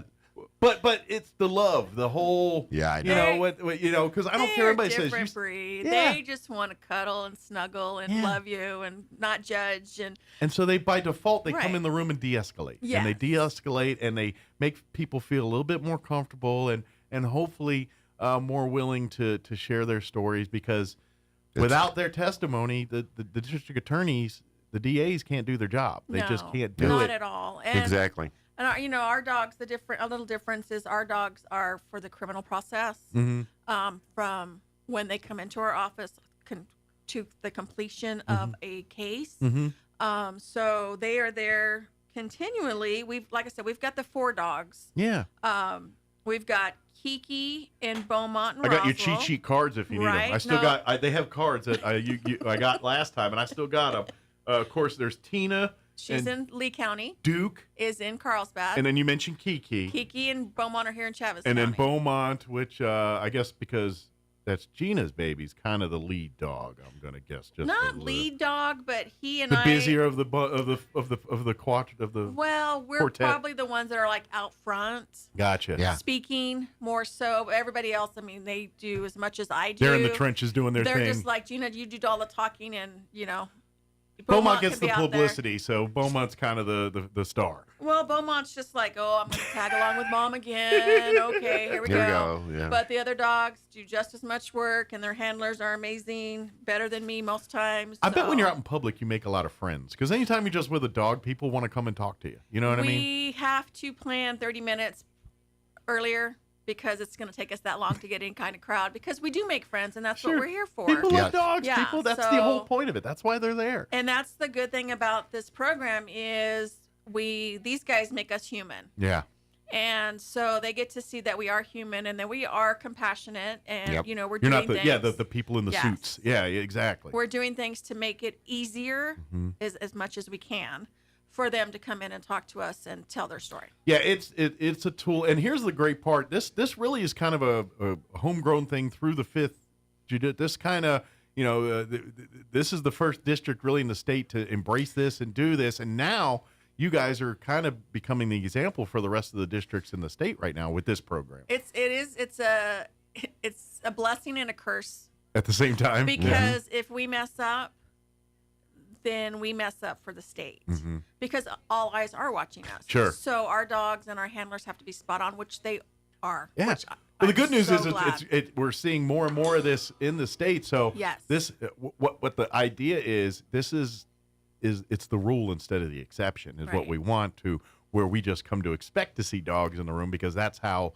standard operating procedure dictates. You Well, know? New Mexico needs to catch up on a law that allows the court facility dogs in the courtroom. Okay. Many other states in the United States have a law, and we are trying to get one passed as well, Okay. that allows these dogs to be in the courtroom with victims and witnesses that need them. We got a legislative session coming up in a few So months. we need Legislators, some listen up. backing, and we need to talk to people about getting this throughout the state, because this program, I mean, we've traveled throughout the state, And like you said, there's more dogs out there, but we Absolutely. need more dogs. And I think if we had the law that states this, it wouldn't be such a fight. Absolutely. So if we could get some help, somebody reach out, talk to me. To be honest, I don't understand the negative there. What pushback would someone offer as a negative for that? It's new. Yes. And nobody understands it until they see it. And once they see it, they understand. Okay. Because if you see the process, you can get the answers out easier with a person when they have the support. So they right need to there kind of with see someone kind of clammed up, and then see the dog come in, and then see them open up Yes. a little bit. Makes sense. Yeah. That's how the process works. That's how we get Yep. justice. Yeah. Either way, I mean, we get Absolutely. the truth, or we get the truth one way or the other. Sure, and that's just it. And that's kind of shifting gears a little bit. This is why I love having the DA's office on every month, is to educate and to see Bingo. the perspective of what prosecutors and what the DA's office is trying to do. Because we all hear crime bad, this, we need to throw more people in jail. But and trust me, everyone in the DA's office agrees with you. Oh yeah, Completely agrees with you. We're out there trying. But there's only so many tools in the bag that they Right. have. There's only so much money. There's only so many judges. There's only so many, Laws. and to be honest, people that deserve harsher penalties get off because the system really is, there's not enough funding. There's not enough personnel. There's not enough people in there to handle the caseloads, and things slip through the cracks. And so, so you guys deal with the fold of one side of it, just having the resources to do it. But then comes the other side, which is getting people to cooperate, getting people, which is in and of itself as big or not bigger issue than maybe the side of having the tools to do the job. So lately, my primary role has been serving subpoenas. Mm-hmm. I'm out trying to get people to either have participate in what we call preliminary hearing, which is where the case is initially heard by a judge, and a decision is whether or not it goes forward. It has a minimum of probable cause been established. Then we also have what are called pretrial interviews, PTIs is what we call them. And what it is, it's where the defense attorney gets an opportunity to speak to the witnesses for the prosecution, usually over the phone. Now, when those are done, the defendant is not, and that's a lot of times too. The people think, well, he's going to be in the same room. They're not. The defendant's not there. Just It's the attorneys for the defendant. And our prosecutors, our investigators. Generally, and the only our time advocates. the defendant's in the room is during the actual court proceeding, right? Correct. Yeah, Correct. They're not in the other meetings and things. They're in their own meetings with their own lawyers and stuff, So- not with the prosecution side. Both the prelim and the PTIs are done either online or through the phone. So you do it remotely. Then, of course, there's trial, or we're subpoena. But the challenge is, and this is where I think the true beauty of these dogs is when you have traumatized victims Or witnesses. and witnesses, because some of them, they just want this to go away. Right. Okay. They don't want to relive it. They don't want to talk about it. They want to move past it. But that's not going to get the justice done that needs to happen. So Gina and her team, like I've said this before, and I started in this line of work 40 plus years ago. I've seen the evolution, and this is such an improvement in how we treat the victims of crime. And sometimes a witness, even though they're not, quote, the victim, are in fact victimized. Absolutely. By the whole, they just intimidations to just their own mental, and factor in the fact that yes, we're the biggest small town in southeast New Mexico. Yeah, we got a lot of people, but we have a small time mentality. A lot of people swim in multiple different circles. Oh, yeah. So there's that side of it that you guys have to deal with as well. And here's the thing that I always want to offer with I understand when people victims or witnesses and you go through a very traumatic experience and reliving it and rehashing it or redoing it is for your own brain, you're feeling like this isn't the right thing to do. And the only real piece of advice that I could really Beaumont says, I've had enough of this. Quit talking about me. He's like, well, if you turn the chair around, I'll have a place to rest my head. Right. But what I love about it is because here's the thing, it's you deal with the trauma and everything, and our brain processes and does to kind of protect you. Mm-hmm. Here's the thing. In my personal experience, I get it. You go through a tragic event and you just want to put it past you and move along. But unfortunately, the human brain, the way it works, for you to truly heal from this incident, it's not going to be overnight. But you got to create some kind of closure. Yep. You've got to put a stamp on it, even if it's not a happy ending, but at least there's closure. So you can finally, in your brain, not process, because that's what I think happens is it's no different than PTSD or anything we talk about military and all that. If you're the victim or you experience a traumatic event, you're going to replay it, relive it, overinflate it, and it's going to eat you alive if you let it. And sometimes going through the process, whether it's to find justice or to deal with that, sure, it's not going to solve the problem, but it at least gives you, okay, there's some closure here. I can take this point in my life and now move on to a thing. And trust me, by not stepping forward, I know at the moment it feels like the right thing to do, but that's going to be something that could be a year from now, it could be 10 years from now. It's going to be messing with you the rest of your life. Well, like one of the things that Gina's team's dealing with is you get a conviction. The latest murder case we had here. Mm-hmm. Now we're in sentencing is set for sometime in December. I've forgotten the date, but meeting with the victims' families to prepare an assessment, a statement. What was the impact? And you guys were doing that. So that was this is Lainey's case, but we meet with our victims. We do an impact statement. It's their last word to tell everybody how this affected them. Let the judge know what they went through. Them to be able to talk to the defendant and let them know, you put me through this. Right. Sometimes, most of the time, I will say 90% of the time, that is really good for them to get out. It's really hard. It is. And we have to sit down and talk to them and say, okay, so tell me. And then, okay, let's put that down on paper. Let's get that out. But at the end of the day, that victim has that right to do that. They have that right. And please, I get it. It's the hardest thing to do, but for your own mental health and your own peace of mind, it's going to hurt that day, but I think it's going to give you some closure and give you so when you're apprehensive to, I hope to God no one in our audience has to get put in these scenarios. No. But if you do, they're out there.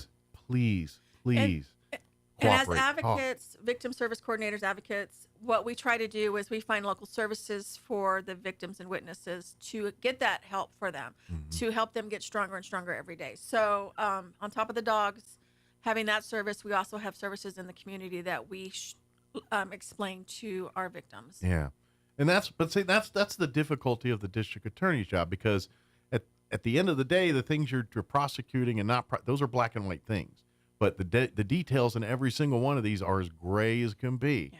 And you've got to turn gray into black and white. And that's kind of, it's very, it hits emotions. It hits a lot of, and that's why, it's one of the hardest jobs out there to do. But if you do it, it is also the most rewarding, because I'm guessing, there's the hard days where you don't see the successes, but those days where you finally see a victim get some justice and you finally see that their life is starting to get back to something they want it to be, that's the victory for you guys, is to see it's that. a victory for them, and we can see that, and knowing that, that they are finally there, because it takes a while.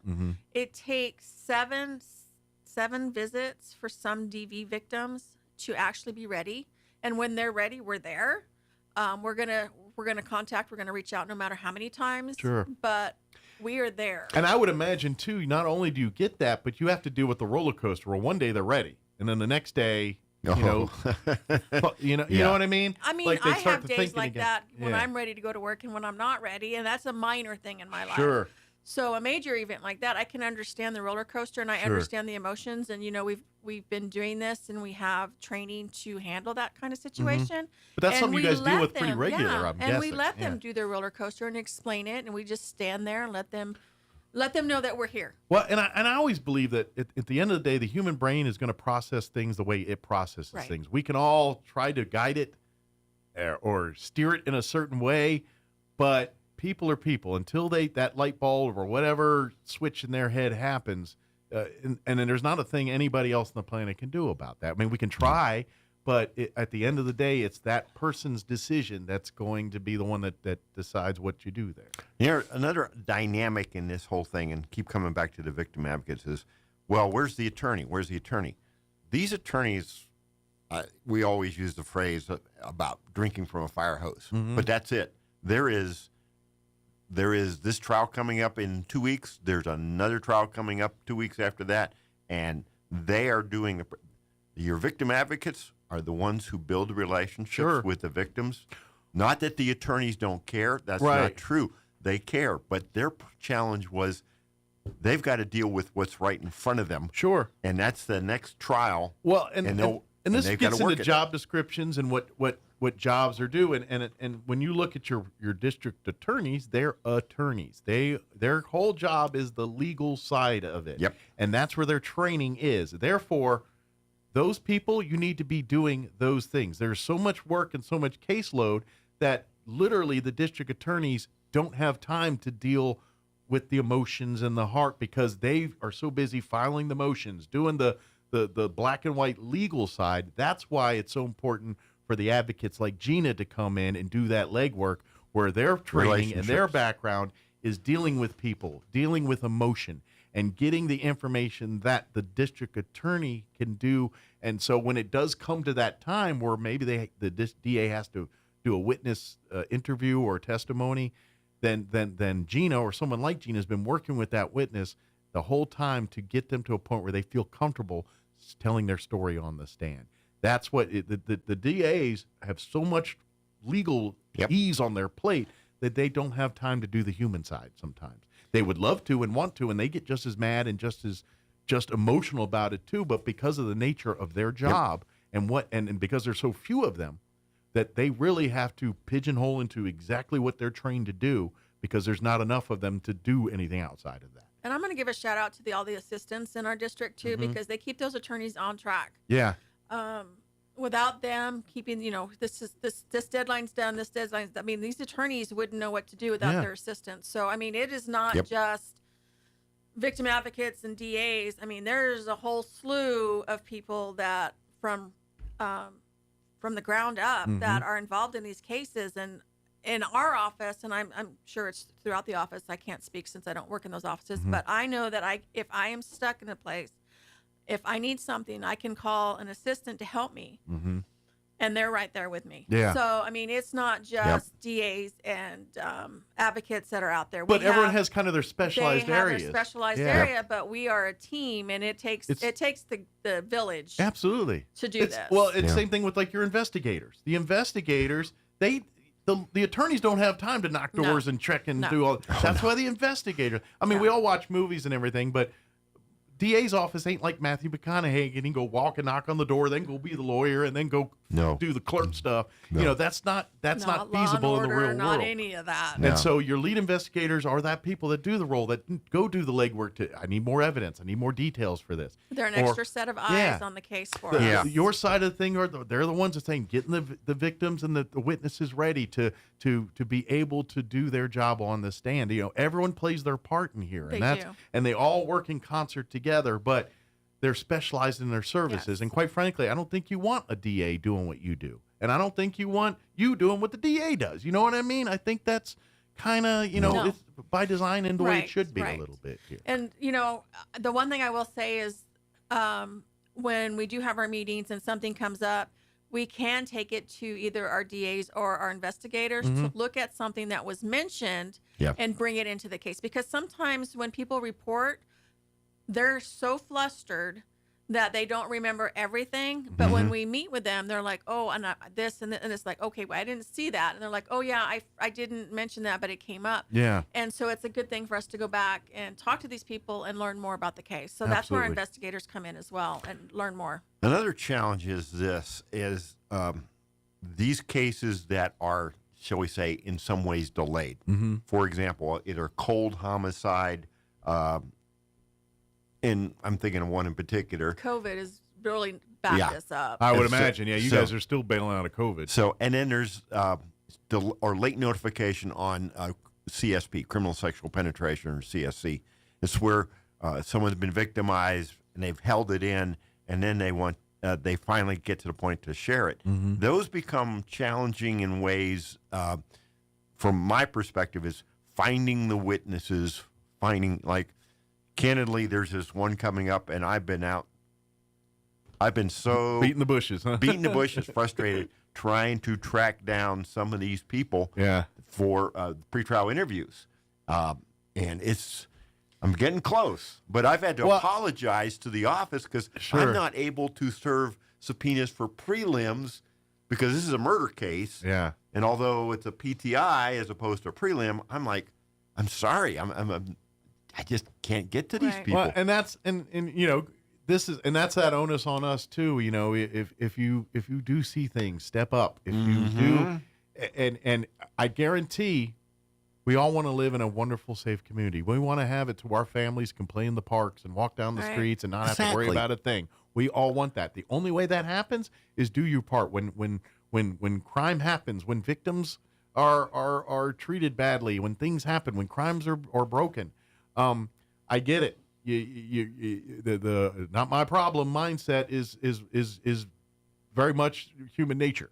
But exactly. The only way to make this better is to step forward, is to be the brave person, to be that, because I'm telling you, that victim cannot thank you enough for doing your service, to be that witness or to be that piece of evidence that gets that person convicted. I know it's hard, but you got to step up and do it, because if you don't, the rest of your life is going to be defined by these kind of things. So I always tell, when I'm talking about a case, I always describe it as a big puzzle. Okay. Okay, so we have law enforcement's piece, we have our piece, we have the victim's piece, but we're still missing that one piece if there's a witness that can say, oh yeah, this, can corroborate one side or the other. And we know they're there, but they don't necessarily want to get involved. They're either scared or they're just, like you said, it's not my problem. Sure. Yep. And I've run into that lately, and it frustrates me.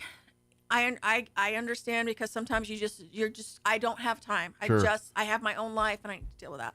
But when you put yourself in that person's position, would you want that witness to step up for you? When you're the victim, you want everybody to step up. And so that mindset of it's not my problem, it could be, and you would want somebody on your side. So we work really, really hard with witnesses, and sometimes it's harder than others because it's families, it's different things. But think of it as, if it was you, would you want somebody to step up for you? Doing the right thing is never the easy thing to do. It's never easy. But I guarantee, if you do the right thing, you're going to be okay at the end. That's I believe that in my heart. It's never the wrong to do the right thing, and the harder it is, it may be tough to get through, but at some point you're going to have closure. You're going to be able to sleep at night and understand, well, I did the thing that was right. Because I'm telling you now, when you put your head in the sand and all, at the moment it feels like you're not involved,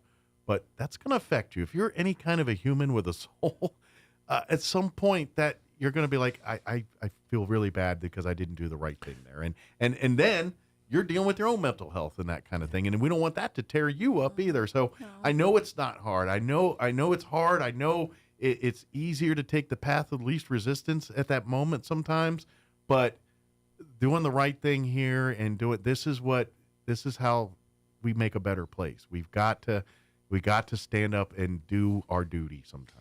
We do, and we were talking about jurors and jury duty. Yeah, it's kind of the other witnesses. thing. Speaking of duty. I mean, it's just, like I said, it's a big puzzle piece, and each part of it has a role in the justice system. Sure.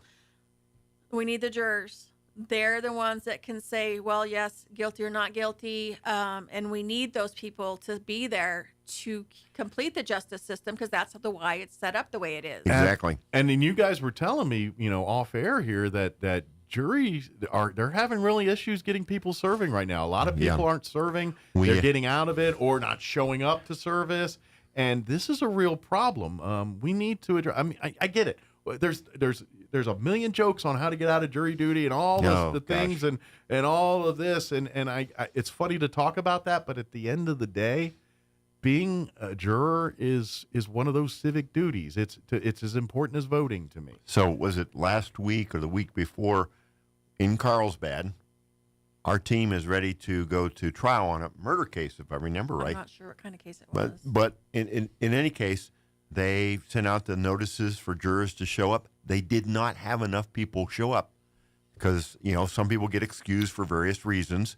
Some are good reasons, some are not so good, but they still get excused. In the end, they didn't have enough to come up with the 12 jurors and 2 alternates usually. Depending on the type of case, yes. Yeah. And how did that end up? They mistrial. Yeah, it didn't end up, we're going to reschedule it. No, that person. Well, it's going to be rescheduled, but now it's pushed down to It doesn't get dismissed. It just gets reset later on down the road. If this is a heinous crime here. Yes. And it's going to be moved to another. Did it. That's. Yeah, it's actually coming to Roswell from Carlsbad. I think. But I think that's the change of need venue. Everybody. I mean, so the please, community. Yes, the community is an essential part of getting justice during the justice system. If you get that letter in the mail, please don't try to get out of it. Do your duty. And it's very interesting to be in that. It's not like CSI. I or enjoyed Law it. and Order. I mean, you're going to see a different side of. You're going to see real life. Yeah. And you're going to get to see a bunch of stuff. So it's interesting to see how that works. I mean, we get to see it a lot. And to be honest, but it's interesting. I will tell you from my own experience, serving on juries, I've done it multiple times, and I enjoyed the experience each and every time. Yeah, I'm dealing with heavy stuff and all that, but just I love to see how the sausage is made and everything I do. And, and from a juror's perspective, there is no other better perspective to see how our our judicial system works. And I will tell you this right now. I know you all see movies and TV and watching how juries deliberate. I'm telling you, in the real world, it is nothing like that. I've served on at least 2 juries that went to actual where a jury made a decision. The deliberation. Both times, deliberating, and both times it was nothing like that. It's nothing. Yeah. It really is. It's basically. And it's simpler than you think. It's really did you get a checklist that says that of the charges, and it's really just going down and say, did the prosecution meet the evidence to this charge, to this, and then you discuss about where is that enough? Yeah, it is. All right, box checked. No, it's not. Box not checked. That's really jury deliberation. Was it discussed in that courtroom? And there is always that tricky part, but this is why there's the deliberation. Do you know this person? Because in theory you want an unbiased, impartial, jury. You have to have it. That is Sixth by Amendment law. Guarantees, and it's not a jury of your peers. Yeah. A lot of people think that. The Sixth Amendment of the U.S. Constitution reads an impartial jury. Yeah. So you jurors, you park your partialities, your preconceived stuff and you all at have the them. We all door do. to the courthouse, and you go in there and you listen to the evidence, and you listen. This is the other key thing. You listen to the law. Mm-hmm. The evidence is going to come to you from the witnesses. What the attorneys say is not evidence. They will make statements. They will try to summarize it and put it in context. They're trying to break it down in layman's terms for you. But the evidence is the witness testimony. Yeah. And then the law are the instructions the judge gets you. Now, the interesting thing about instructions, too, is this. Those are agreed on by both parties. They will get together with the judge. This stuff the jury never sees. Sure. They will hammer all this out The ahead rules of time. were set. And so it's everybody's. This is the rules. We all, the judge, defense, prosecution, all agree these are the rules we're going to play by. Mm-hmm. So don't go out there try to create your own rules. Listen to what the judge says. It's very Listen simple. to the witnesses. It makes a very complex situation very simple. And here's another thing. You're doing your civic duty, and everyone in that room gets that, and they treat you very well. Oh. That's the thing that jurors are treated like VIPs in courtrooms because, well, A, they're very sheltered because you're going to be kicked out and kicked into rooms because they have discussions they don't want you privy to. Right. So you do get moved around a lot. But outside of that, you guys are priority one in that room for the most part. If what says and goes does, and yes, and so it's a pleasurable experience as far as if you kind of like being kind of catered to a little bit. You kind of get that as a juror. One of the interesting things is that jury comes in, judge orders everybody to stand up. Yeah, you're the And rock then star in the room. Jurors really. go out. Yeah, everybody stands up. Yeah. And the judges themselves as well. Everybody stands to show very, respect. very respectful. But they're also thankful because, let's face it, no one wants to do your job, but it is the most important job in the room. Correct. Yes. And that's why it's so important. That's why take it seriously. If you get that letter in the mail, don't look at it as, oh man, how can I get out of this? Look at it as, okay, I need to make arrangements, but this is my chance to give back to my community. And we appreciate the juries. I mean, the jurors and everything that their word is final. Mm-hmm. Yep. So either way, what we presented was either enough or it wasn't. And we understand and we learn that we've got to get better if it comes back that the juries are like, you guys didn't. Sure. So yeah, that's your bar too, is those juries. Yeah. We respect their decisions. It's not like, I mean, of course we want them all to come back. Sure. We do. But if we can't meet our burden, right, then it's on us, and they let us know that it was on us. But it also probably makes you better attorneys. Because Yes, now for the yes, next it case, does. you're like, oh, lesson learned. I should have pursued this angle. That's what, and so that's, it is that it's you're such an important part of the. You're you're arguably the biggest cog in that big machine right there. One of the interesting things I don't do it here, but back when I was in the FBI, I go to trial, would talk to jurors afterwards, and it was always a fascinating thing. And to we hear. can't do that. No, you guys can't. We can't do that. Yeah, the prosecutors can't. The attorneys. You can't talk to a jury. Nobody can talk to a jury until their service is done and Yeah. if they want to be talked to. That So is that's volunteer. another thing. Yeah, that's the state system. So that's the state That's system. why all the OJ jurors wrote books years later. Yeah. Right. But the interesting thing is, those of us on the prosecution team know this case, all kinds of things. Sure. And yet what the jurors get isn't that, and sometimes, decisions are made for various reasons that, well, we're not going to go with this, we're not going to go with that.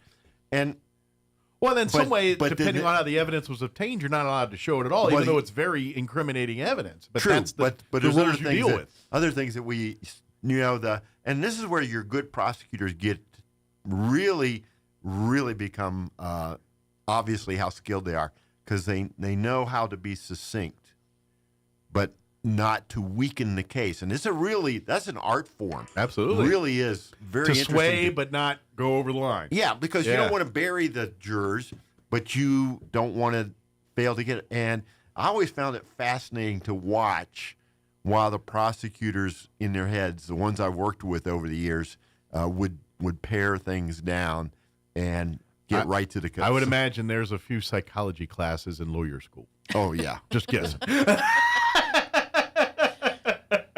But I just saw the time we need to go. Real quick, if you want to support our DA dogs, what's the best way? Because this is all nonprofit. Everything that the DA dogs do is through the public's generosity. So That's correct. We would love for you to continue to support. What's the best way to help you guys? I know we just did the golf if you tournament. want to give to the dogs and not to the government for a tax write-off, we have our 501(c). You can contact me, of course. We have a P.O. Box, which is P.O. Box 8160 here in Roswell, 88202. You can contact Gina at 626-2422. Of course, we would love to get your money, but we want to keep this program going. And I just want to let you guys know that there will be hopefully a new dog next year. Ooh. We're working on I'm it. going to need a new card. I know. So we need those funds coming in. So thank you guys. And don't forget, the DA dog program is it's not funded by any government thing. No. It's No tax dollars. strictly grassroots generosity of people like yourselves donating here. So please donate as much as you can to that, because this program is probably one of the best new tools. He's like, okay, I know we're done. Well, he's over here checking me out. But Beaumont's visiting. But Beaumont liked me saying give money to him. So he's like, hey, I'm your buddy now. But please reach out. Please support this because let's face it, this is, if you want to see better justice system, this is one of the best ways to support it, because I think, once this is a staple in every DA's office, you're going to see better results from that. So, good deal. Thank you, guys. Beaumont? He's right here. You got the rule of the roost. Beaumont goes where Beaumont goes. Yep. Thank you guys very much. Thank you. We'll see y'all next month. Okay. Happy Thanksgiving if I don't see you guys before Happy Thanksgiving, then. guys. Happy And Thanksgiving. we'll see you here in December. Yep. All right. It is 8:57. Quick break before they kick me off the radio. Don't go away. A good night's sleep is so important, and issues like sleep apnea make falling asleep and staying asleep nearly impossible, but we can help. I'm Dr. Sarah Usher at Carabelli Dental. With the help of a simple oral appliance, your sleepless nights could be a thing of the past. But don't take my word for it, just ask Lainey. My name is Lainey Smith. I wasn't surprised when I found out I had sleep apnea simply because I had a horrible sleep pattern. I attempted to use the machine and it drove me nuts and I could not sleep with it. And then that's when Dr. Agar told me about the oral appliance. I would suspect I've been using it for 2 years now. In all of that time, I've had less than 10 poor nights of sleep. It's a complete game changer. I feel a lot better because I sleep. This simple appliance can change your life. Call us today to set up your appointment so you can finally get the good night's sleep you need. Come see the team at Carabelli Dental at the corner of 9th and Main in Roswell, or call 575-622-4455.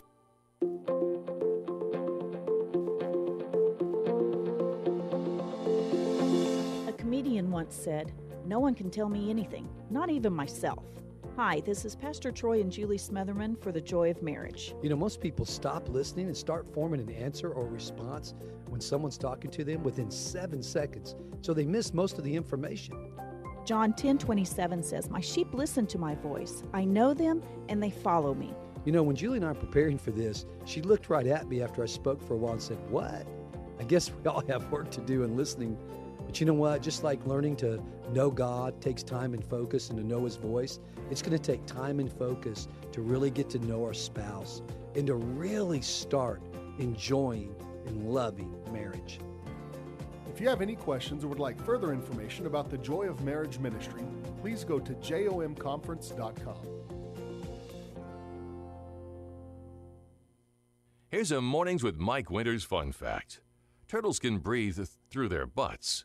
We imagine you know some people who do that too, because that's where their heads reside. Here's Mike Winters. And that's going to do it for us for today's show. If you missed any part, ksvptv.com. Click on the Mornings with Mike Winters channel. You'll find it all there at your leisure. You can check it out, or on our Facebook wall as well. We're done. We'll be back bright and early 7 a.m. tomorrow. Thank you so much for allowing us to be a part of your day. You're listening to 106.5 Roswell's Talk FM, KEND, Roswell.